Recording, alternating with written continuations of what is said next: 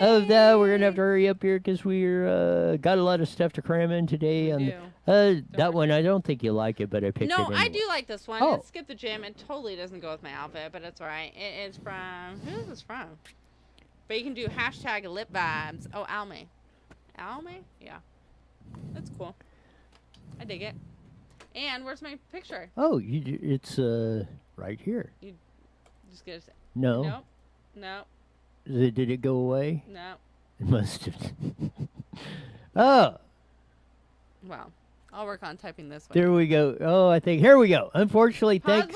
wait. Positive quote of the day. Day. Here you go, people. Unfortunately, Thanksgiving is canceled this year due to COVID.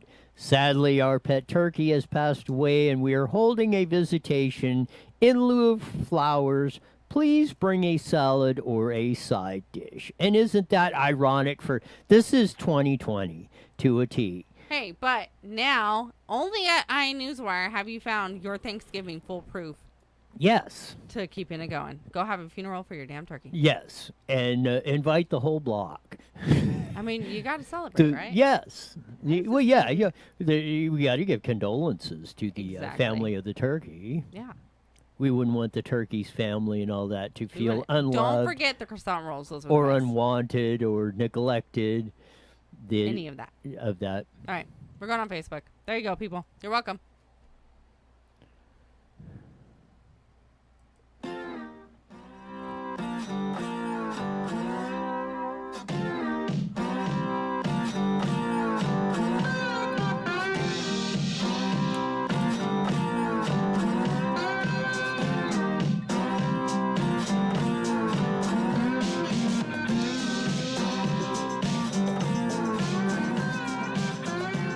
That funky slide guitar music that comes on every Monday through Friday on Twitch, IE Newswire, and Facebook, and on YouTube. Make sure you go and hit that like and subscribe button, and check out the beginning segment because we help you with your Thanksgiving problems.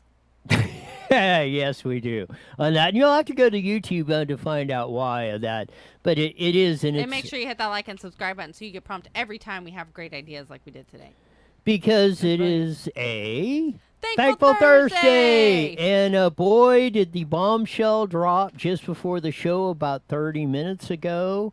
I'm still in awe about that. I can't believe that. That came up, and I am almost like, is it real? Is it true? Like, yes. What the hell just happened? I can't believe it. All of you Please don't say you were right. That have been, oh, Joe Biden. Nobody would know. Nobody was doing that voice on Joe Biden. No, that should be exclusively for, Joe Biden. He 47 years of being a senator, and he did this and he did that. First, he was a crappy lawyer. There's an old adage. The bad lawyers become politicians because they can't make it in the law field. So that's strike number one against Joe Biden. 47 years. And those of you that doubt Donald J. Trump, when he said, I done more in 47 months and this Klondike done in 47 years. Well, if we're talking about good things, yes. But we're talking about destructive, crooked, corrupt, I cannot. Morally bankrupt. Insane. This is the exact problem. And if you want to kill the United States of America, if you look your children in the eye and say, we are going to screw your future into the ground. Whoa, that's dramatic. Because that's what you're going to do with Joe Biden. This is Toni Bobulinski. He is the head of Sinohawk, which was a company that Hunter Biden brought to him and said, we're going to set this up. We're going to deal with the Chinese CFX company, an energy company. We're going to do this, and all of the Bidens are involved. Toni Bobulinski stepped up to the microphone about 4:30 Pacific Standard Time and said this on the blower. Good evening. My name is Toni Bobulinski. I served as a lieutenant in the United States Navy with high security clearance. My father and grandfather both served for decades in our country's armed forces. Since leaving the Navy, I've been involved in various successful businesses, both in this country and abroad.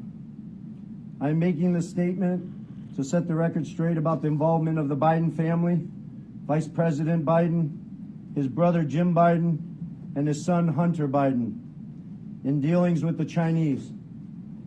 I have heard Joe Biden say that he's never discussed business with Hunter. That is false. I have firsthand knowledge about this because I directly dealt with the Biden family, including Joe Biden. I have also heard that Vice President Biden said on Tuesday that Senator Ron Johnson, the chair of the Senate Homeland Security Committee, should be ashamed for suggesting that Biden family sought to profit from their name. Well, here are the facts I know, and everything I'm saying is corroborated by emails, WhatsApp chats, agreements, documents, and other evidence. And the American people can judge for themselves. I brought, I guess, for record, 3 phones. So we're going to go through that because he goes on about 10 minutes or so doing that. And it was on Facebook too, so if yeah, you want to find it yourself. I bet you, how much did the dominant media have this on? After they've been castigating the New York Post, which first published the story on Monday, and everybody else that's been doing that, Trump on that, and Trump walked out. We probably don't have time to play the clip, but he posted the whole interview with Leslie Stahl of 60 Minutes, and he up and walked out on that. And what did he say? He said Obama's been involved in all this stuff, and yada, yada, yada, and you won't ask it, Leslie Stahl. And then he walked out. Good for him. I don't get what he walked out on, though.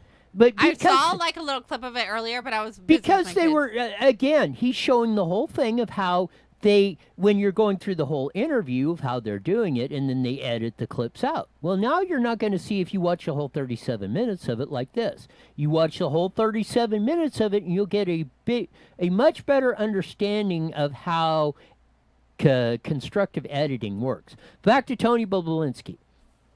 He said the main thing.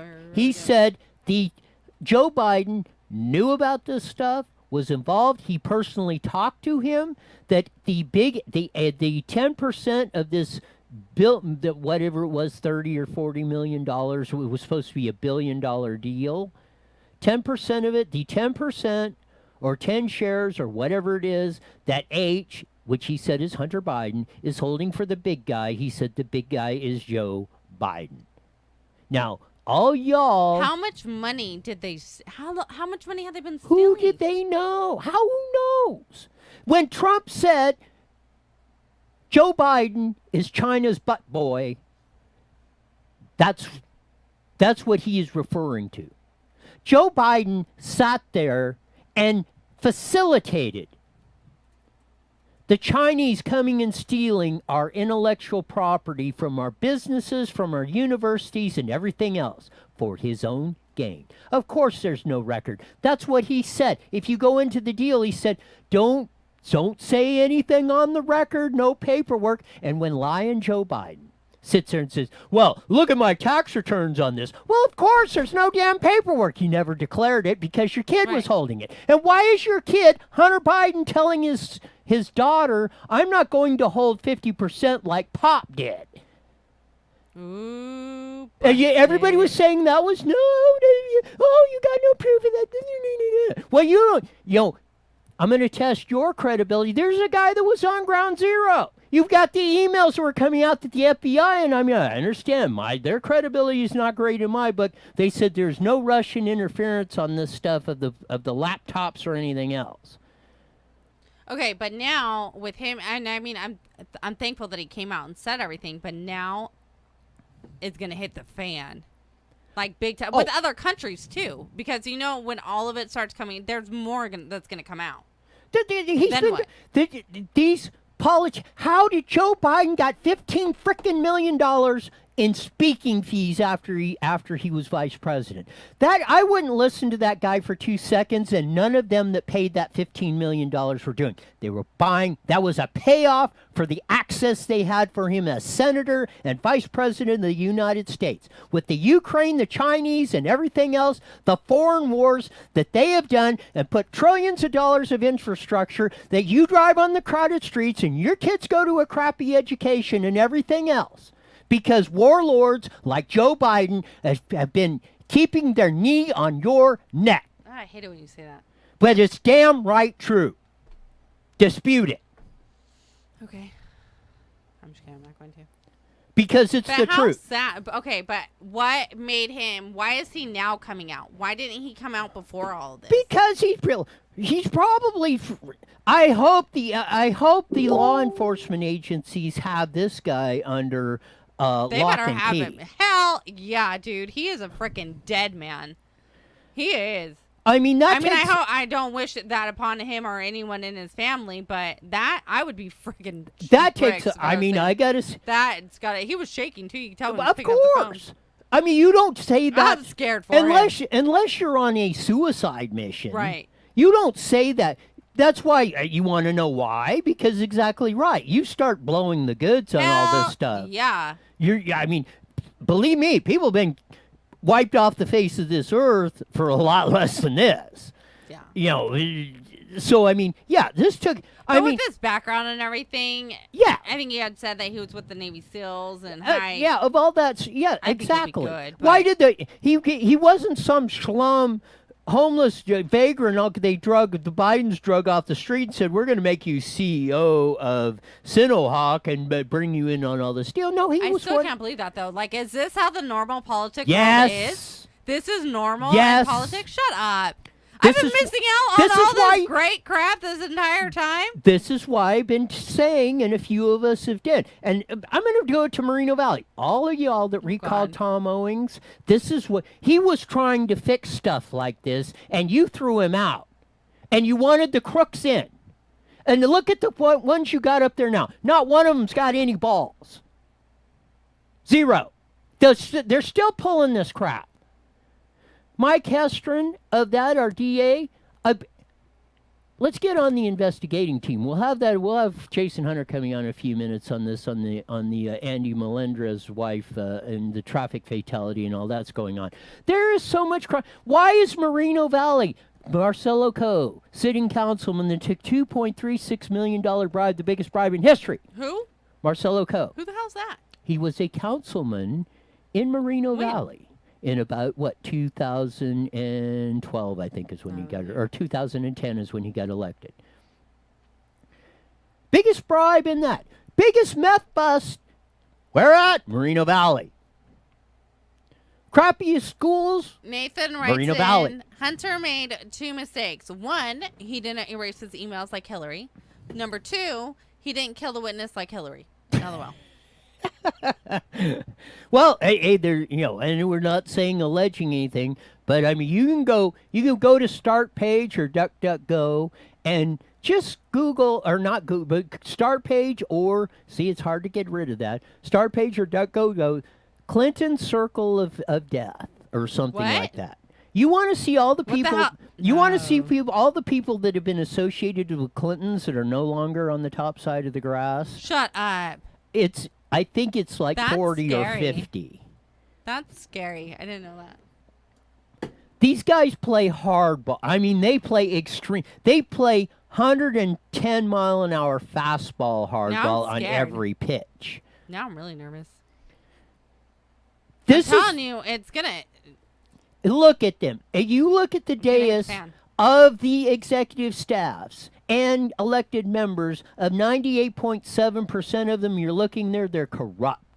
Look at the drain the swamp and guys, congressmen what? like Ken Buck. Well, Trump said it, drain the swamp, but congressmen like Ken Buck and do that. We ran the show, and I think that was before you got here. We ran the series that I can't remember the individual that did it, but Ken Buck and a few others are calling and on the deal and saying this is what they do. They walk you in there and say, if you don't vote for this, your district will get not only nothing, we will start taking stuff away from you. That's how the game is played. That's why most of them are corrupt. They're grabbing, they're all for themselves. This has been going on for decades. And it will continue to go on for decades if you continue to let it happen. And it's an absolute crime of what's going on. And to go like this from where we're going on that, and the Toni Bobulinski thing that just blew on that, and he implicated Joe Biden. I was explaining some of the corruption that was going on in Moreno Valley, but we have probably, I'm going to declare him the foremost expert on corruption in the city of Riverside. Jason Hunter, welcome to IE Newswire with Steph and Roy. Hey, great to be on again, guys. So it just broke, I think, this week's first. Something happened a while ago with Andy Melendrez's wife, and it has implications the Riverside Police Department, traffic fatalities, and so go on to explain. Give our audience a little bit of background on this. Well, it just so happens that the blog 30 Miles of Corruption, it's been a long-time blog around here, probably in existence for about the last 10 years, broke a story last weekend on an accident that happened last May here in the city where the wife of one of the folks running for our city council race here that we determined here in November happened to hit and kill a jogger in purportedly the bike lane, although I don't know that for a fact, jogging down Victoria Avenue here. I think it was May 13th. And that jogger happened to be a pretty well-known and respected member of the community. His name was Bob Stockton. And when the press and the police first reported upon it, they failed to mention the person in the van who killed Mr. Stockton's. Failed to mention her name. And so I guess the big to-do this weekend was that this local blog I guess doxed or outed the person who hit Mr. Stockton, and of course then the press enterprise promptly within a couple days came out with a story of their own where they finally released the name of the person who hit Mr. Stockton. And of course that once again is Anne Marie Melendrez, the wife of Mr. Melendrez, who's running for mayor. And I get the story to me isn't. I think it's a tragedy, right? I think somebody got killed, and probably somebody's going to have to live with hitting and killing that person. I don't think anybody's claiming that it's intentional, but the story to me, and certainly what was reported on the 30 Miles of Corruption blog was what happened after the collision and the accident and how it was handled thereafter. And it seems to be a pretty strong case that if ever there was a conflict of interest and an investigation should have been outsourced from the onset, it would have been this case where you have the police coming in to do an investigation of one of their bosses. And by one of their bosses, you're talking about somebody who is one of the 7 people on the council and may even be the mayor soon. You have a veto power, even more powerful, to set the police department's budget, to negotiate the police department's MOUs, the memorandums of understandings, as far as their salaries and benefits go. Also reported was that Mr. Melendrez's family had deep ties with multiple members, very close family members being with the department for many decades. I don't know if there's currently any members of that family within the department, but until recently there was, I guess, 2 cousins and then a son. And, looking at the policy of the police department, it sure appears that the police department had the option to outsource this investigation right from the get-go, but instead chose to do its own investigation and then bring the California Highway Patrol in for a review after the fact, and then come to find out in the Press Enterprises story, Roy, that the California Highway Patrol really didn't do a written investigation. Instead, it appears that they met in a meeting and gave sort of a verbal, okey doke or a thumbs up or a wink of an eye or a pat on the back as far as saying, yeah, your investigation was all on the up, but nobody actually wanted to sign off on it apparently and produce a written report. So that's kind of where we are now. And of course we're 2 weeks out ahead of an election, and all of this is hitting all at once. And I guess we'll see how it plays out here. Whether this appears to be the October surprise here in the mayor's race in Riverside. So correct me if I'm wrong, but in Riverside we have a precedence on this. It's not like they don't know what's going on. I mean, you had a police chief, I think, that was at the strip bar leaves there probably, I think, and eventually or allegedly was inebriated, stopped by the cops, da-da-da-da-da. And I think within immediately the investigation was taken over by the Highway Patrol for the aforementioned case, like you stated. There's conflicts of interest all over the place. Yeah, at least if the Highway Patrol is taking over or another agency, at least you can have at least some confidence that what's going on is, not is free from interference on that. This is amazing in this times. Given the Garish situation, the Russo deal, the cases with Rusty Bailey on the veto and everything else that's going on down in Riverside, it's amazing that they would still think they could do this kind of thing. Yeah, there's a lot of colorful history and a lot of colorful actors in Riverside in the last 20 years in particular. And you mentioned the leech situation, and for your listeners out there, we had a ex-police chief about 10 years ago after the Super Bowl get stopped after he had more or less obliterated his police vehicle and was running on the rims down the street. They found I think he'd had 11 drinks and was on 5 prescription medications and was stopped by the local police department here in Riverside. And let go, driven home. Yes. And wow. The only way the story really broke was that there were some anonymous phone calls phoned into to our ex-mayor Loveridge here, who kind of blew the top off that story, and it kind of got out to the press there afterwards. But it could have easily been covered up. And in response to that, there was a big message sent out by the elected and appointed officials that, we're going to change policies and we're going to make sure something like this never happens again, because they realized the perception was just terrible. Even our own current police chief, Larry Gonzalez, he had his run-in with the law. He had a DUI back in 2013, and in response to the leech incident, they were a lot more transparent in how they handled that, and there was punishment for it. So you would think that the current chief understands how it's not just whether or not there was a cover-up, and I'm not suggesting that, but there's also the perception that there could be a cover-up. And so, a lot of questions have to be asked now that the information's out there. And lastly, people have to, are asking the questions of the press enterprise. Well, this conflict is very obvious. Why did it take a local blogger coming out talking about this to get the press enterprise to move off, and write a follow-up story to their first one, and they still really haven't probed the depths, I think, of how serious, in my opinion, and I guess many people's opinions, will be that the serious conflict of interest with the department looking at this at all. In fact, if I could ever think of a time at which an investigation should be immediately outsourced, I couldn't think of a better one than this, right? Yeah, it's like defies odds of why they think they can get away with this kind of stuff. Again, you pointed it out.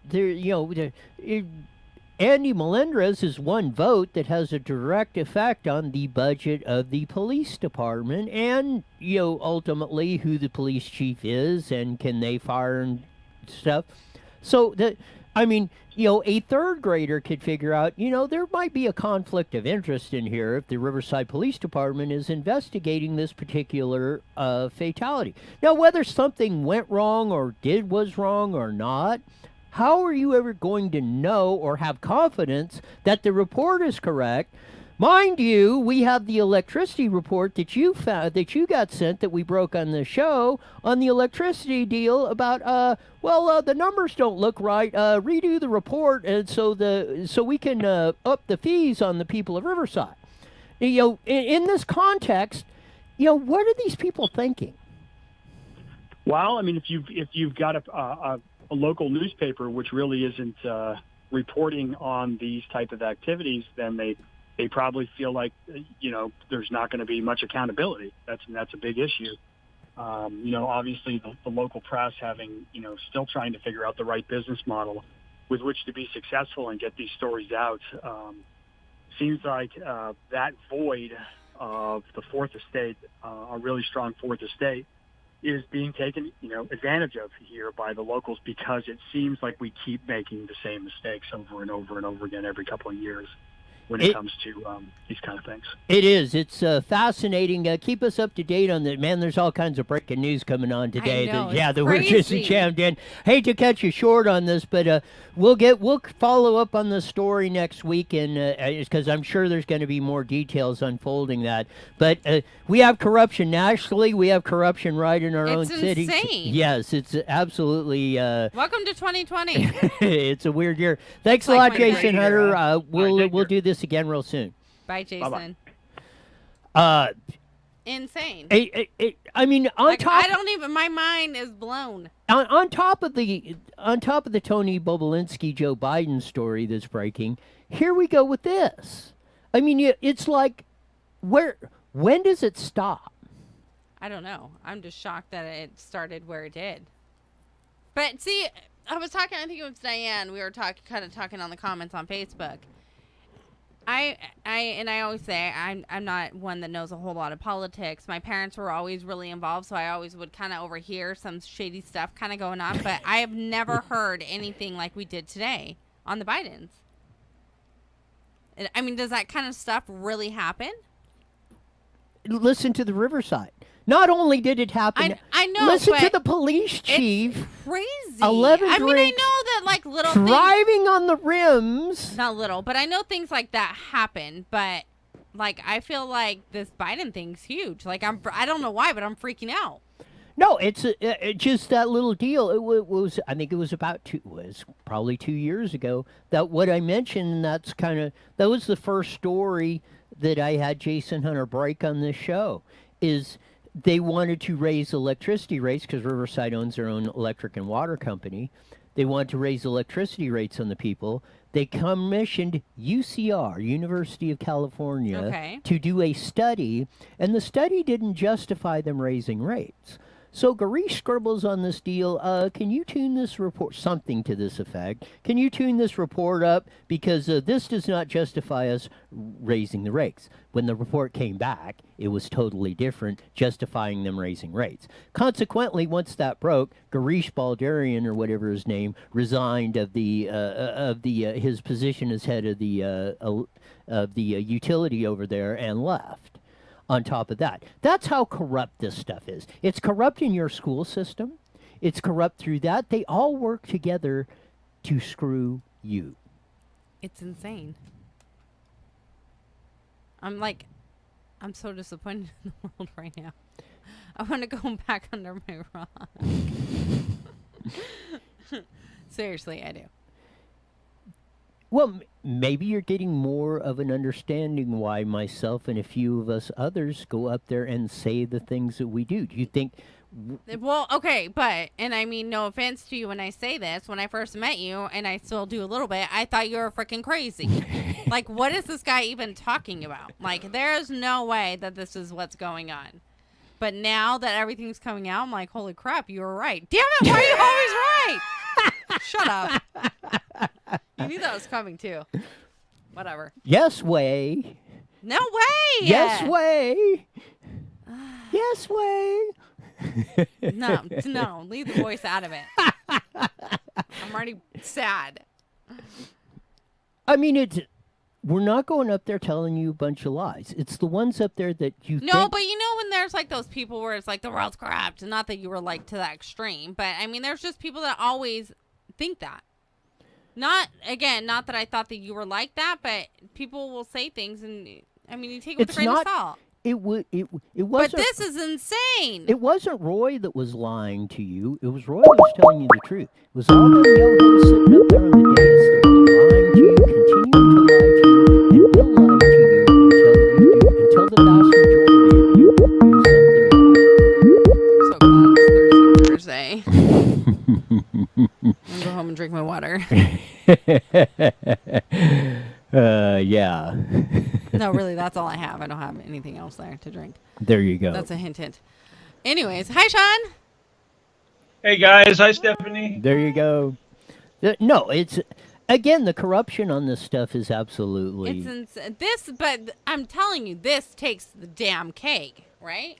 Look at I mean, this is huge. Biden, Obama, Hillary. Oh, the Russians they were trying to help Trump. No, they were in with the Ukraine and the Russians and the Chinese. Those were the ones that were profiting and pocketing off of this. Again, I can tell you almost with a 98.7% of certainty. Those ones that are yelling about it are the ones that are screwing you over and lining their pockets and keeping the knee on your neck. Stop. I hate it when you refer to it like Well, 1 minute. I didn't come up with this saying. Yeah, what, they Sean? did. I'm using it in reality. Let Sean talk. What, Sean? We got less than a minute now. that. I thought he had something to say. No, it's crazy on the deal. I'm telling you, Biden is not going to show up at this debate. You want to make a bet? I want to bet at do you think he'll show up? Well, I mean, he's probably Got about in a 30 damned if he seconds. does and damned 30 if he seconds. doesn't, deal. Because if he doesn't show up, man, talk about looking guilty. And if he does Rocky show predicts up, that. I mean, Trump's going to. Rocky predicted that he's going to step down after the debate, and they're going to fill in with Hillary Clinton. Oh God! Well, that would be apropos. Here we go, 2020. guys. Here we go. E90am.com and download your free phone app today. IE Newswire Daily is on the air. The following is a paid program. Views and claims expressed are those of the program producer and are not endorsed by this station. Opinions expressed are not necessarily those of radio station KMET, its management, employees, or affiliates.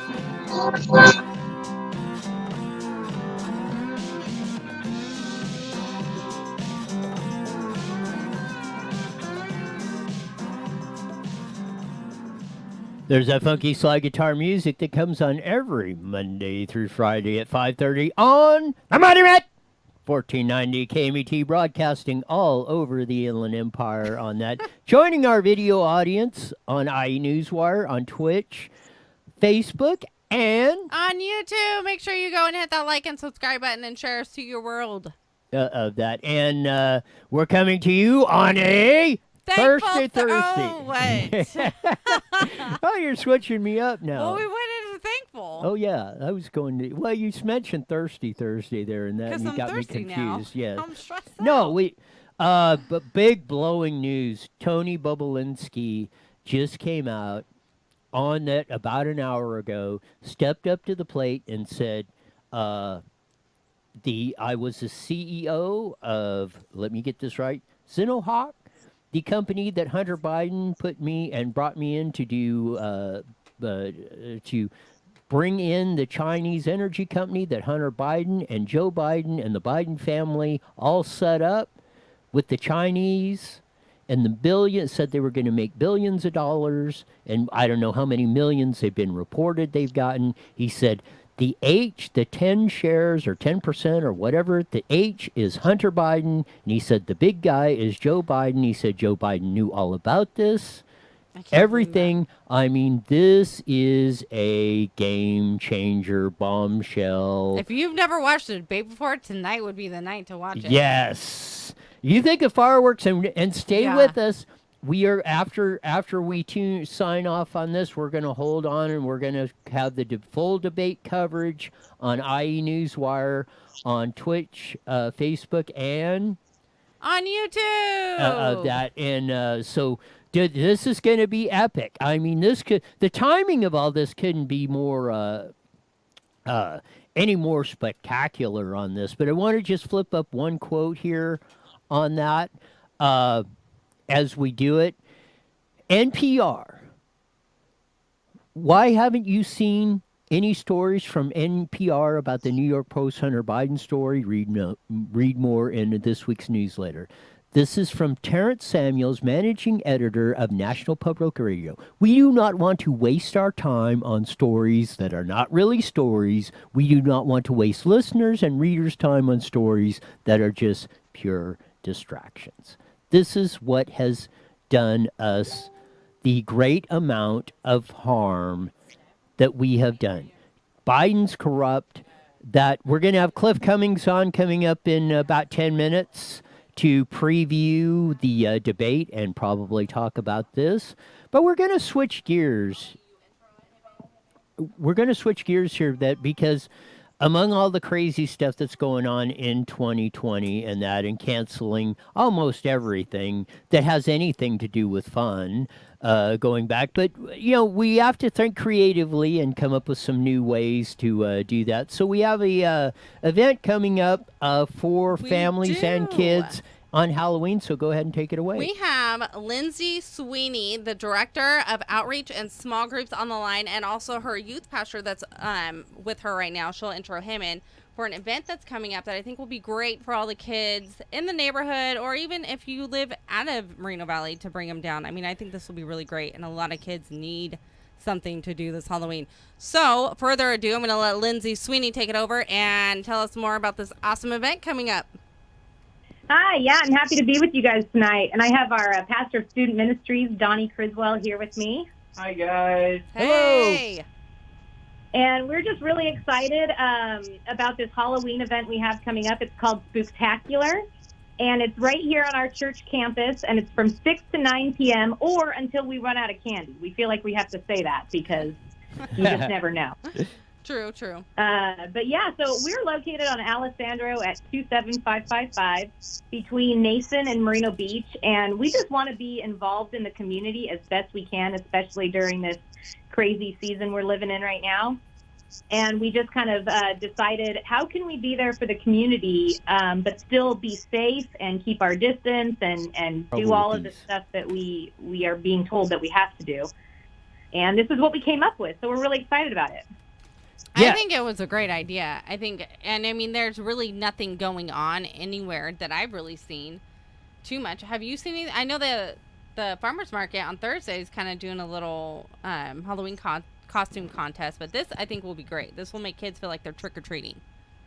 Yeah, for sure. And we know that a lot of communities are like maybe not going to allow it in their communities, and we don't know how many people will want to do door-to-door just because of the current situation. So Pastor Donnie's going to tell you a little bit about how it'll work. Oh, awesome. It's pretty simple. There's like 2 points, but we're going to let you know how it works just so everyone listening can understand, and we'll go from there. Awesome. Yeah, so the way it works is you'll enter through our entrance on Alessandro Boulevard, and then you're going to stay in your car the whole time just so that we can make sure that you get through the line efficiently, and also so that we can have the least amount of contact and be safe that way. You'll drive through, and we'll hand candy through the windows to your kids. We encourage you guys to wear costumes, dress up, just like you would go trick-or-treating. You're just going to be in your car, and it'll be a good time. It may take about 10, 15 minutes to get to the parking lot. We plan on having about 45 cars in the parking lot for trunks set up. Sounds like an absolutely awesome event that you guys have planned out there. And as we mentioned, in the challenging times we have, with the whole, with that which should not be mentioned to that. But it's good that at least, some kids can have some sort of semblance of a normal Halloween by attending an event like this. And they're keeping it safe, too. I really like that. Are you still taking any donations? If any of our listeners want to drop off any candy to you guys, how does that work? Absolutely. We have an entire office dedicated to candy drop-offs right now. So our office is open Monday to Thursday, 8 to 4 p.m. If anyone in the community would want to be willing to drop off candy, we would gladly accept it. That office is getting fuller by the minute, but we are totally accepting any donations of individually wrapped candies. Awesome. That sounds like a lot of fun, and I appreciate you guys doing something for the community. I know my kids will really enjoy going to that. It's it's absolutely spectacular event. Give you about a minute. Again, wrap it up. Tell everybody where it's at and how they can participate. Yeah, we are located on Alessandro at 27555 Alessandro Boulevard between Nason and Moreno Beach, so on the east end of town here. And we want to reach into our community and be a light in these tough times. And that is what this is all about. If we can put a smile on your kids' faces that's the goal, and then we've achieved everything we wanted to. Aw, I love that. That gave me goosebumps. Oh, that. Thanks a lot for Cool. being on, previewing that, and hope you have a very Yeah. successful event. Hey, thank you guys so much for having You're us. welcome. You got Thanks it. for coming on and all you do. All right. Bye. Bye-bye. All right, bye. There you go. That's a great event. Isn't that awesome? If anyone wants to donate, please donate. I mean, I think that's just, I think they're going to be packed. With Yes. nothing, Yeah. not a whole lot going on. Exactly. I want to be sure that all the little kids get something. I mean, that is just, I love it. Yes. Flip up the page there again for Yes, everybody. sir. Yes. And we'll be reminding you guys all next week, too. Yes, we'll give them a few more plugs on that because everybody, the kids, family, everybody is probably looking for things or ways to celebrate Halloween since it's basically been canceled, the normal of it. So that's a good opportunity for you to at least somewhat be able to take the great activities that are always associated with Halloween. Yep. Halloween to me. Halloween is like the fun holiday or that we have each year. Opposed to all the other Well, holidays. you get to be you get to be fun. You get to be wild, crazy, yeah, you do get whatever. to be totally different. Yes, like all the rules are off per se. Well, not all the rules, but most of the rules are. No. Maybe outfit, like matching wise. I could see. But that'd be cool to like dress up one day and just be totally somebody different. Don't even talk like yourself. Don't even look the same. Right? No? Yes. Am I alone No, on this that's one? that's the great thing about Halloween is you can pretty much be anybody you want. With no rules, no restrictions, no judgments, no anything else. Well, there's always judgments. Well, not on Halloween. A little bit. You get a pass. Not really. I'm just kidding. Yes. I'm gonna throw Yeah, that you back just to you. want to disagree with anything I say. Pretty much. I mean, not. Of Yeah, that. pretty much. Again, we're gonna have Cliff Cummings on here in a few minutes. Again, here in about 15 minutes or 20 minutes, the second and probably last debate between Joe Biden and Donald J. Trump, our 45th president, will come up. And what is it, 15 days or so before the election on November 3rd? As they say, this is as in 2020, this is going to be the most unusual election as everything else is in 2020. But the Toni Bobulinski story that just broke on this whole deal, this, for all the ones that were saying, oh, it was false, Joe Biden didn't do this, he didn't know nothing, yada, yada, yada. Well, there's no credible evidence that's going on.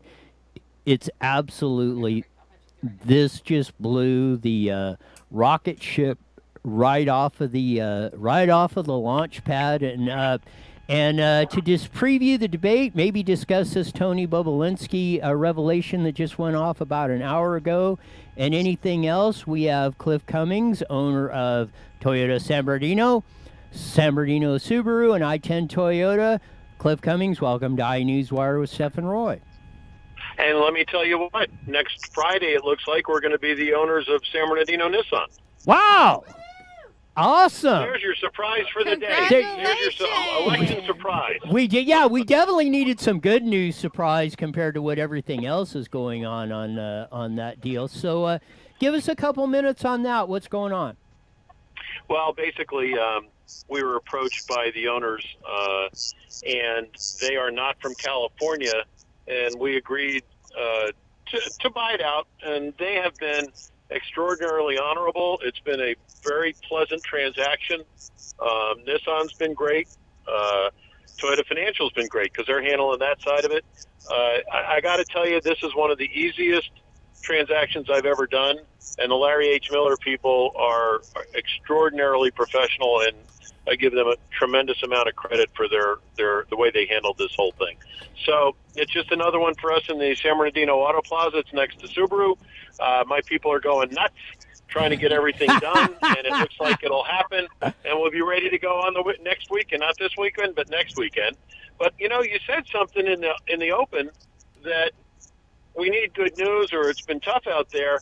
Let me tell you what, I think there's some pretty damn good news going on right now with the fact that the Biden campaign is collapsing under the weight of the lies that he and his son have been telling, mostly him, covering for his kid. And I guess as a dad, you'd look at that and say, well, you know what, he's covering for his kid, but with his kid with a crack pipe and the bombshells that are coming out, the emails, along with Hillary Clinton's emails that now have been uncovered by the FBI. You know, besides Biden, the next big losers in this deal are the FBI for the way they've handled it. They've sat on information, and this, there's speculation that the director of the FBI put it out to save his job. Well, if he sat on it, he isn't worth saving. Exactly the right. next Trump administration will replace him and should replace him if this is all fact. The other side also, if Fox News reported it, there's no way they're going to just throw a flyer out like that. I would be shocked, and they would be sued and would deserve to be sued. But the other guys who sat on it, MSNBC, the major networks, CNN, those guys are going to have to play catch-up. And if this is all true, and right now it's looking more and more every hour, literally, that it is, Biden campaign is dead. My question earlier today was, okay, what about all those people who voted absentee and didn't know about this and now want to change their minds? Now what?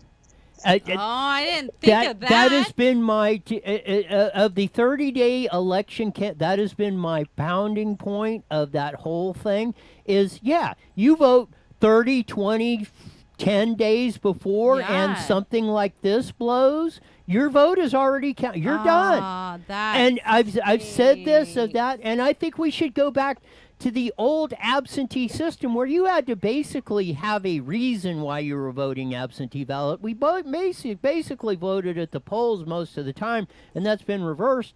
And just for this reason and many others, I'm not a big fan of this mail-in 30-day voting campaign, yada, yada, yada. Think that. No argument there. I go and because of my travel schedule, I will drop my ballot off at the post office. I'll sometimes take my wife. A lot of times she goes in person. But if we're traveling together, I've got, and I have to sign an affidavit that it's her ballot and obviously I've signed on the ballot that it's mine. Right. It is, and there are severe penalties because there are a couple of test cases right now where people got multiple ballots in the mail and voted a couple of times and got caught. And it would not surprise me if they did time, maybe 30 days plus $1,000 fine, and that message will get out there. But the fact of the matter is, it is still incredibly unreliable. And when you're finding mail-in ballots that are Trump dumped near a river or in a dumpster, then that clearly and the post office endorsed Biden, and they're the guys picking it up. So that they should stay neutral in situations like this. It's absolutely folly for them to get involved in politics, and I'd fire the director for letting that happen. You and me both would do that on that. But I want to do, and we had the quote, National Public Radio especially, it's Terrence Samuels, the head managing editor, earlier was asked, well, why aren't you running anything in the Hunter Biden New York Post story, da-da-da? Oh, well, we don't run news that we've determined has no credibility or relevance to anything like that. Now, with Toni Bobulinski coming out and flat saying Joe Biden knew about this, Joe Biden is... H is the Hunter Biden who got the 10 shares that he's holding for the big guy, and he said the big guy is Joe Biden. This is the CEO of Zenohawk that the Bidens got to set up this corporation to funnel the money from the Chinese energy company through. Yeah, and again, this is one of those situations where voting early can hurt you, and there's not a damn thing you can do about it now. But what happens if this thing blows up, which it may? What do they do with Biden? They can't take him off the ballots. Do they write in Hillary? What do they tell? Don't say that. What will they tell them? I can't imagine anything like this happening if there was an ethically run Democrat Party who had they had no candidate. They got Biden up there because there was basically nothing else and they put in Kamala Harris, my opinion is so she could lose and they could shut her up and get her out because nobody likes her. So at the end, except maybe Mrs. Harris, mom, I don't know, but they wanted her out of the picture. So now there was this possibility with Trump being allegedly behind, which I've never believed, and now pulling up to even and ahead, especially in Florida and other states. All the garbage you heard about Texas was garbage. He's way ahead there. So I think that as Trump wins, hell, there's a guy who even predicted he'd win New York State. Yeah, I mean, yes, that blew me away. Blew me totally away. So now the Dems are going to have to figure out what damage control is, and I am really not sure what that is for them right now, because you've got a lot of Senate seats on down ticket that are going to possibly be impacted by this news as it explodes, if it explodes. Same with congressional seats. It's another one to stay up late and watch the late news, because every hour there's something new coming out. It is, and I think it is, and again, I was even discounting that, but I think that particular model has predicted every race except one since 1911 or something. But that blew me away too, and we discussed it with Susan Shelley from the Press Enterprise yesterday. If Trump actually wins, because New York City is so controlling, and they'll probably go 70% for Biden. If the rest of the state goes 65% plus, which it would take to win that would, and New York, actually, the Electoral College votes went to Trump, that would be such a game changer of political proportions. I mean, that would be like in the all-time top 5 list to me. Well, you know what? And if anybody's going to stand there and say, "Yep, I knew it the whole time," it's going to be Trump. Yes. And you know, I've been predicting Trump was going to win this, and if you remember back 2 years, in 2014 or so, when Trump announced, I said he's going to win, and I got laughed at. Guess what? So I think he's going to win. I think he's going to win much bigger than people think. And of course, the media wants you to watch, and they want you to get their own spin on it. But with this Biden thing, they're going to have egg on their face like you can't believe, and it's just a great embarrassment to the national news media, and the lack of coverage, and the fact that they're trying actively to hide this. And I mean, that's unbelievable that they're actively trying to hide this. Just a quick deal, but Telefager, a very respected polling firm, said the 5 states you got to watch. 2 of them Trump lost. 3 of them he won. Michigan, Wisconsin, Pennsylvania, Minnesota, and Nevada, which kind of surprised me of that. But he said he just has to have one of Michigan or Wisconsin or Pennsylvania, and any 2 of Wisconsin, Minnesota, or Nevada to win it for that. And they're another one that's been predicting this stuff and predicted Trump victories in 2016. About 1 minute. What do you think? Well, I think the problem in that mix right now might be Pennsylvania. Yes. For starters, and Nevada's second. Nevada's high union, but the union's pretty upset right now that the governor, a Democrat, has basically closed Las Vegas, and it's costing them a lot of money. Pennsylvania won. Trump won by a small margin because Southwest Pennsylvania, the people just simply didn't come out to vote. For whatever reason, I think they thought that one or the other had won, and there was no need to go out there, or they had been told that Hillary had won. So I think Southwest Pennsylvania is a big key. Nevada's a big key, and Nevada can turn, no doubt about it. Wisconsin, wild card. Trump did great there. Hillary never visited it in the last campaign. It would be great to see him win Pennsylvania, Nevada, and Wisconsin. We'll be up late, or we're going to go to bed early. Believe me, I think this thing could be a blowout. I think so, too. I think we got a comment. We do. I know you're on a time crunch really quick. Stephen writes in, what would Cliff like to see tonight during the debate?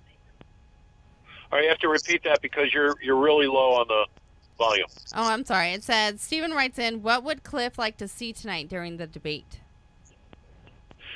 I would like to see Trump act presidential, and I would like to see a mute button that Trump's campaign pushes. I think that, he's still convinced that he did the right thing the last go-round. I think this time he has to change it up, so the message to the world is that that he can act presidentially this next go around. And Biden is killing himself, but I suspect that this moderator is not going to ask much about it. So the president's going to have to slip that in for the CNN watchers and the MSNBC watchers, because they don't know about this to any great degree yet, but they will. But I want to see what happens with these voters who have already voted if this goes full bore. It's going to be another interesting night and an interesting month. Thanks for being on. Congrats on the San Bernardino and Nissan deal, and maybe we'll have to change the banner behind here on this. We'll talk about that. You never know what could happen. Yes. Well, the good news is, by the way, in the new Toyota building, 96,000 square feet in San Bernardino building, we're building a studio in. So we'll have we'll have cold drinks and moon pies. There you go. So, There you go. All right, guys, thank you. You got it. We'll talk to you later. See you. Bye-bye. There you go. All that stuff, man. We just hang with us. Don't leave us. We'll have full debate coverage. The I'm whole glad you thing. reminded me. You ain't gonna want to miss this one. I mean, again, we'll see if Stephanie's prediction is right. If yeah, that'd be scary. if Biden doesn't show, I mean, that would. If he doesn't, But see, here's my logic behind it in a way. How embarrassing to go walk on that stage knowing you've been doing what you've been doing and covering your sons behind. I would never be able, I wouldn't be able to do half the crap he's ever done or even remotely close, but to walk out on the stage in front of everybody and be like, please vote for me, I'm a good person. The hell are you going to pitch that now? Welcome to the world of politics. Politicians do it all the time. Do they really? And people fall for it? It's just like getting out of bed. No, people aren't going to fall for this one. He's been doing it for 47 years. No, but I don't think he got caught like he did on this one. Well, no, but I mean, this is like... It's kind of like the deal where, if you never get caught, it's kind of like the short cash register. The guy steals $1. Steven, we're going to roll in. Sorry, really quick. Steven writes in and asks if we're going to actually stay and cover it right after the show. Yes. We're going to play the outro music, but we're not going to go anywhere. Yeah, we're not going to go. Stay on whatever. If you're on IE Newswire on Facebook, Twitch, or YouTube, we'll stay right with it. We're going to run the... We're going to run the full debate, no separate show. It's going to be continued right on this, so you don't have to leave us. We'll have full debate coverage on that, and maybe I'll chime in.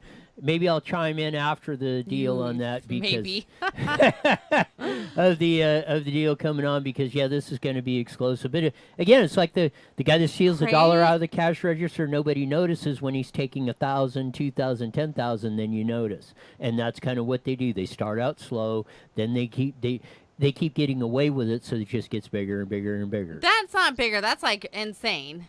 I mean, he was helping out who? Don't touch my mouse. Well, lost our picture there of that. But no, it's absolutely incredible. I want to know everything that he's done that was like shady. Those of you on Facebook, Twitch, and YouTube, don't leave us. For those on KMET, we didn't play the outro. Yeah, of that, we're gone. We're gone. Can I do the outro anyways? Yes, you do the outro anyway. Although should we do the outro or intro? Hey, Stephanie, in 88, Biden got out of the race. He was basically forced out of the race because they found him to be lying and plagiarism. Yes. Then how the hell is he still around? Exactly. What the hell? He should not be able to run. Because people believe stuff, people that put out and I'm a freaking like unicorn. All right, really guys. Bye, Sean. See ya. Step. So stay with us. We'll be having the. I gotta play it anyway. Get off my mouth. Oh, you go. I just gotta. It feels wrong not doing it. Okay. Paying the outro and the intro and yes, right. Did you get it out of your system of that? Yeah. We'll have the Trump debate, the Trump versus Biden debate, and man, this can in debate history. How could news break? I don't remember news breaking like this just before a debate ever. I mean, it may have happened. But all the people that voted, he should not be able to win to be president. I'm going to be pissed. I'm leaving the country if he wins. Seriously. Don't start that. That cracks me up about all the celebrities that say, well, like last time. I'm being sarcastic. Yeah, I can't legally go. If Trump wins, I'm leaving the country. If Bush wins. If Biden wins, though, you would really want to stay in the U.S.? Like, how crooked and twisted is it going to be? Again, maybe it's like Gavin Newsom. Maybe we had to get to the bottom of the barrel and you had to suffer through the 2020 COVID thing or stuff to wake the majority of the people up. That, yeah. But if Biden wins, I'm going to, like, be pissed. What are we going to do? How are we going to get rid of that? I'm not worried about it, though. Well, yeah, Costa Rica might be looking pretty good. There you go. Brilliant. I didn't think of that. But no, it is. I mean, it cracks me up the amount of the ones that say they're going to leave, and then like when Trump wins, they don't leave. So, you know. But really, I would not want to stay in the U.S. if they elect and allow someone that's that crook and twisted to run the country. That's scary. Well, and look at that's all terrifying. I mean, just on our site, look, and you don't see him as much anymore. But when look at all the people that have defended Newsom, defended Biden. And all that. I mean, I see why they, but I see why they defended Newsom in the beginning because I did, and still a little bit to this day, think that it came from a good place of wanting to make sure we were all being safe and cautious with this thing going around. I mean, they made it a big deal. We didn't really know what it was. It was scary, but now I think it's all BS. Yes, and again, I want y'all that we're saying y'all. You don't know what you're talking about, Roy. This isn't it. I think they owe Mr. Trump an apology. Yes. Why did he walk out earlier, though? What was that about? And the Leslie Stahl interview, yes. So that. Well, let's see if let me do that. Let me see if I can run the clip. Yes, of that. Or did I get rid of it? What do I even try? Of hope for the. Is that phone ringing? Yeah. Yeah. See who's on the line. Hello? Hello? Where's studio? Of that. No, dang it, I missed the... You want me to patch you through and you can tell him? Yeah. You want me to patch you through and you can tell Somebody's calling in with some breaking news, it sounds like, on that. Do you want me to patch you through and you can tell him? All right. Of that. Oh, well, we're still on right now. Yeah, we're still, we're getting ready to cover All right, he's going to win California what? Of that, but no, it's absolutely okay. I'll let him know right now. Incredulous of what's going on this stuff. This just in. Yes. Pop. Yes. Called in and said he's gonna win New York and California no matter if he kills anybody. Of that, California would be even more spectacular, I think, than New York. Just because he's from New York, I mean, native son, and it's very unusual that you don't win your home state like Trump didn't win New York the last time because, New York City is about 40%. There's about 20 million. New York City is about 8 million. New York City will probably go 70% plus. Well, probably if you look in 2016, it probably went 70% plus for for Hillary Clinton, I mean. And in a normal act, you would probably expect that in this election. So, again, the other 12 million, as I said when Cliff was on, they'd have to go like about 65% of that. But maybe with this revelation, maybe he'll lose some of the New York City, maybe he'll knock that percentage down on that. But if Trump wins California, it's going to be the first. I don't get why he wouldn't. Official 50-state sweep. Ronald Reagan in '84 re-election won by 49 states, and he probably won Minnesota's Mondale's deal, but election fraud back then. And Reagan didn't want to question the vote. What difference does it make if you win by 49 or 50 states? So he didn't question it because it was, a bunch of blatant ballots started coming up in Minnesota. That was Mondale's. The Democrat nominee that went in there, and John Kennedy. John Kennedy legitimately didn't win as president. Here's the debate. Here we go on the deals. So, what happened? What happened? I don't know. Push it again. Security advisor. There we go. The audience here in the hall has promised to remain silent. No cheers, boos, or other interruptions, except right now, as we welcome to the stage former Vice President Joe Biden and President Donald J. Trump.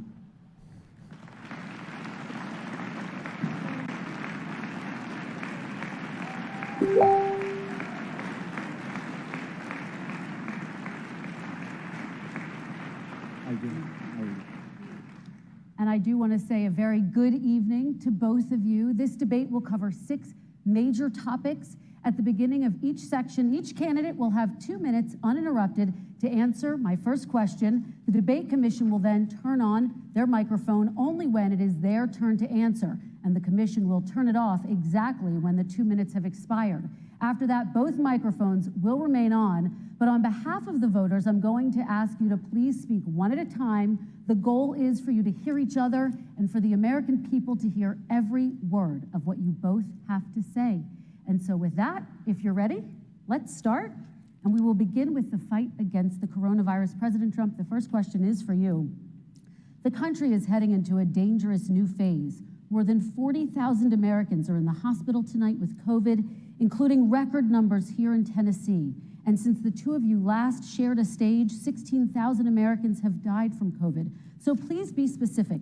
How would you lead the country during this next stage of the coronavirus crisis? 2 minutes uninterrupted. So, as you know, 2.2 million people modeled out were expected to die. We closed up the greatest economy in the world in order to fight this horrible disease that came from China. It's a worldwide pandemic. It's all over the world. You see the spikes in Europe and many other places right now. If you notice, the mortality rate is down 85%. The excess mortality rate is way down and much lower than almost any other country. And we're fighting it, and we're fighting it hard. There is a spike. There was a spike in Florida, and it's now gone. There was a very big spike in Texas. It's now gone. There was a very big spike in Arizona. It's now gone. And there are some spikes and surges in other places. They will soon be gone.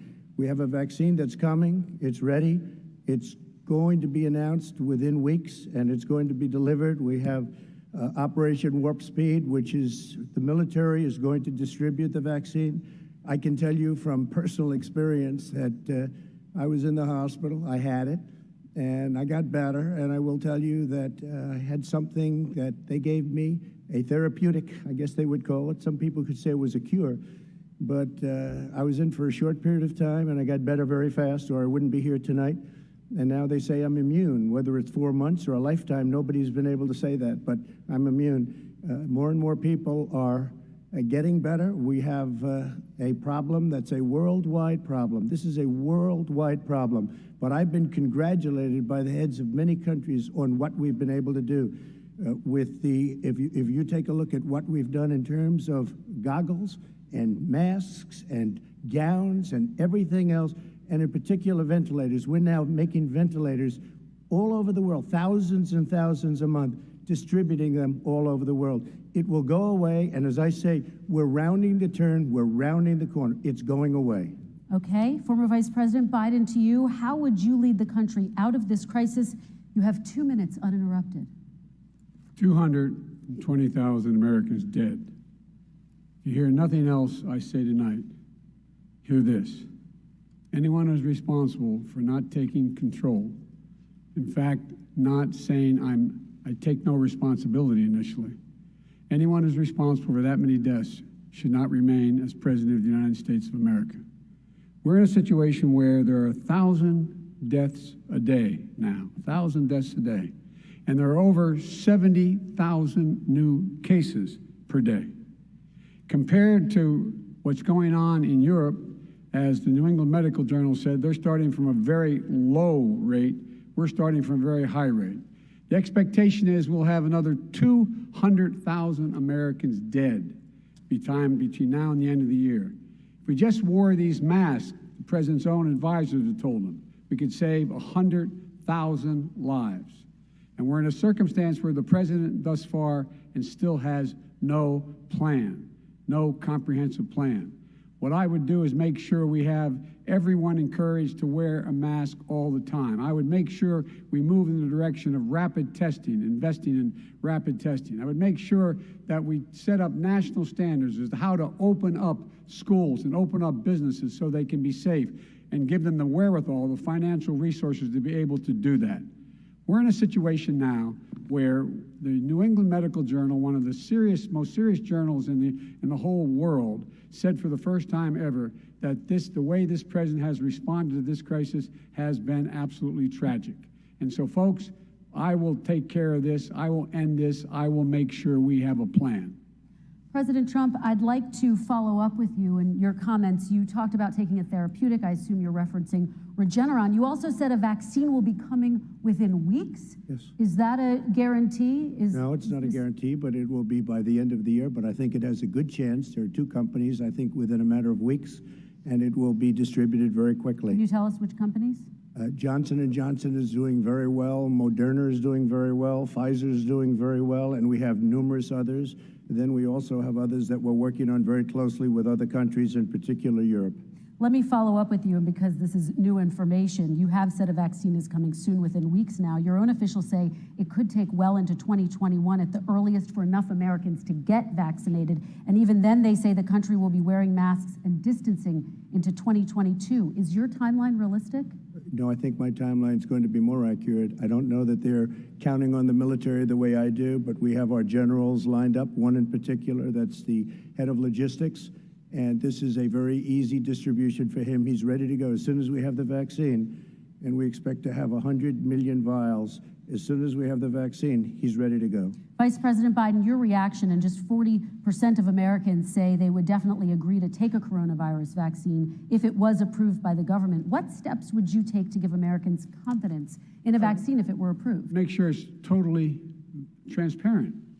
Have the scientists of the world see it, know it, look at it, go through all the processes. And by the way, this is the same fellow who told you this is going to end by Easter last time. This is the same fellow who told you that, don't worry, we're going to end this by the summer. We're about to go into a dark winter. And he has no clear plan, and there's no prospect that there's going to be a vaccine available for the majority of the American people before the middle of next year. President Trump, your reaction, he says you have no plan. I don't think we're going to have a dark winter at all. We're opening up our country. We've learned and studied and understand the disease, which we didn't at the beginning. When I closed and banned China from coming in heavily infected, and then ultimately Europe, but China was in January. Months later, he was saying I was xenophobic. I did it too soon. Now he's saying, oh, I should have, moved quicker. But he didn't move quicker. He was months behind me, many months behind me. And frankly, he ran the H1N1 swine flu, and it was a total disaster, far less lethal, but it was a total disaster. Had that had this kind of numbers, 700,000 people would be dead right now, but it was a far less lethal disease. Look, his own person who ran that for him, who, as you know, was his chief of staff, said it was catastrophic, it was horrible, we didn't know what we were doing. Now he comes up and he tells us how to do this.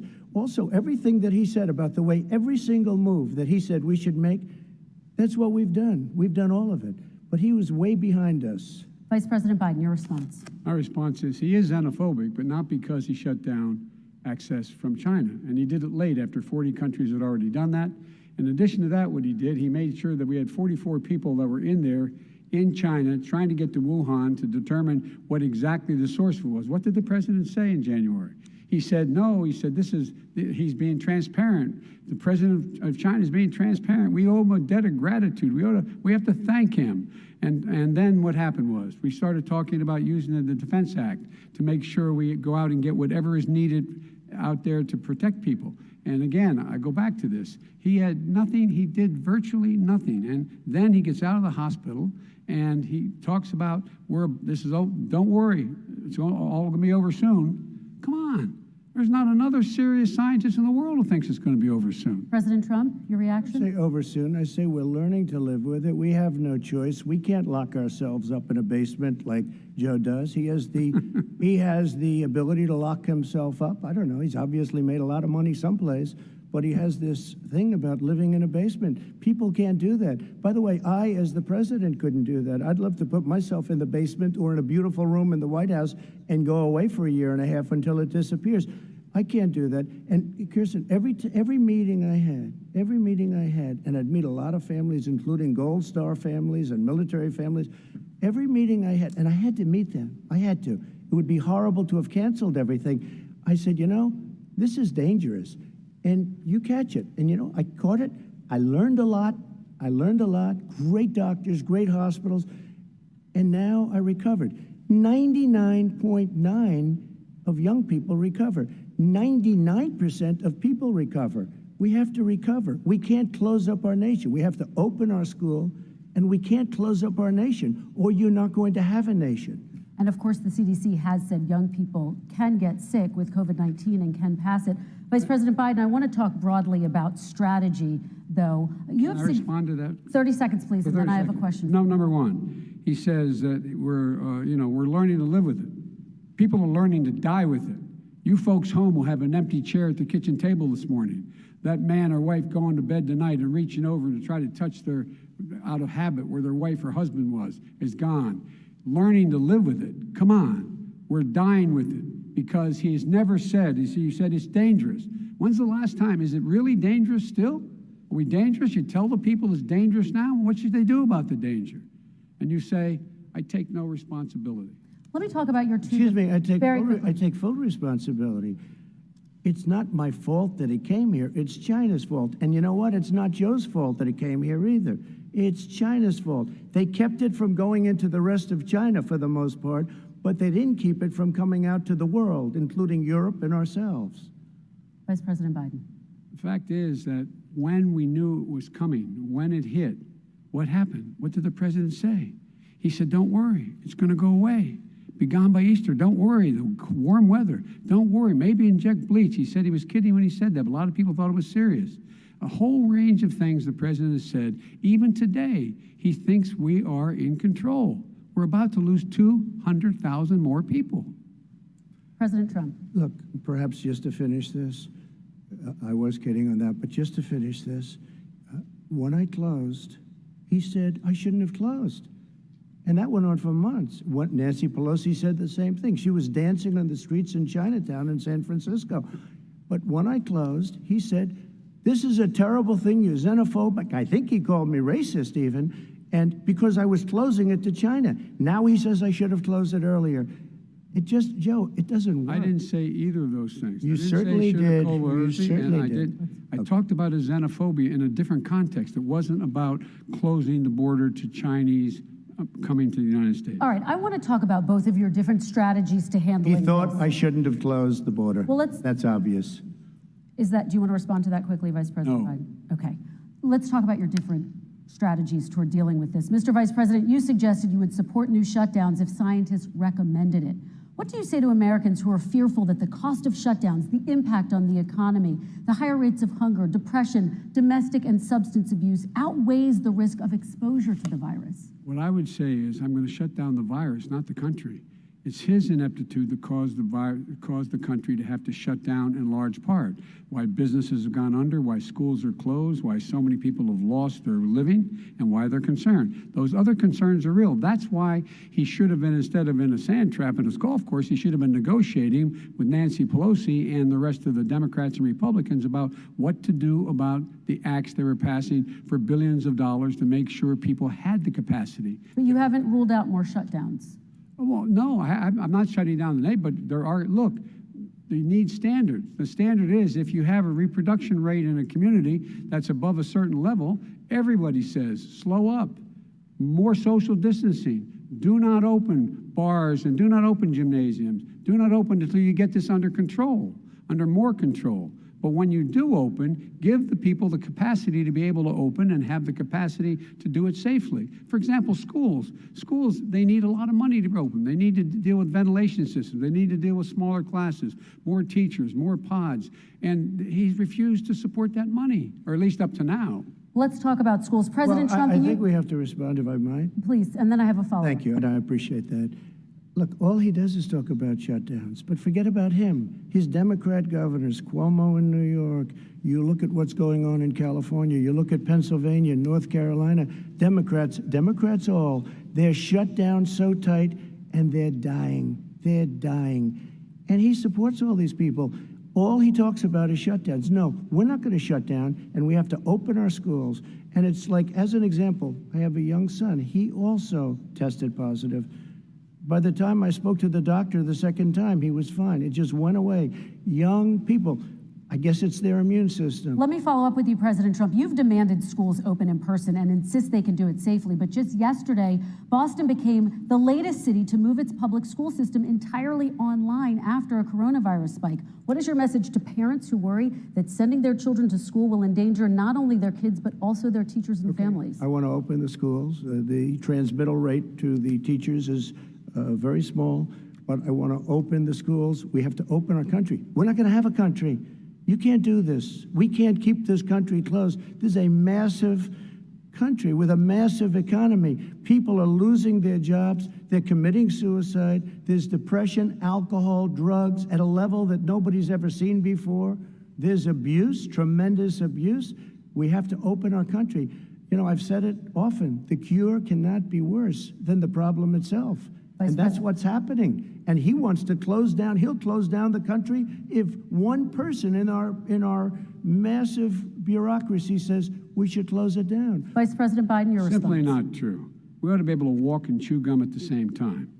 We ought to be able to safely open, but when they need resources to open.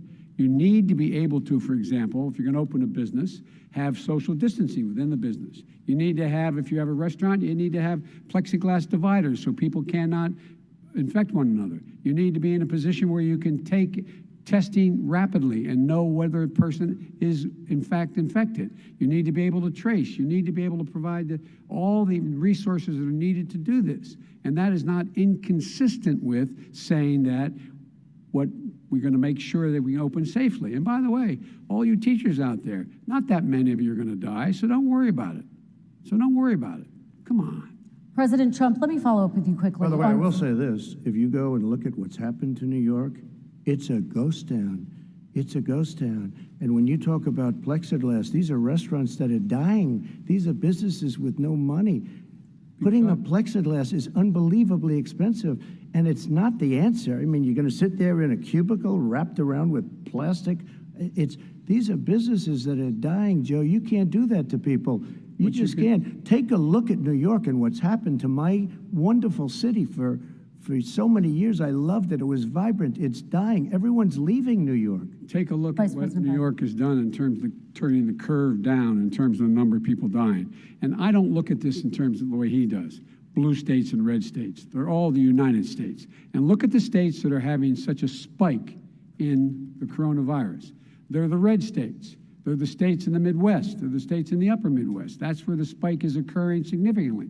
But they're all Americans. They're all Americans. And what we have to do is say, wear these masks, number one. Make sure we get the help that the businesses need, that has money's already been passed to do that.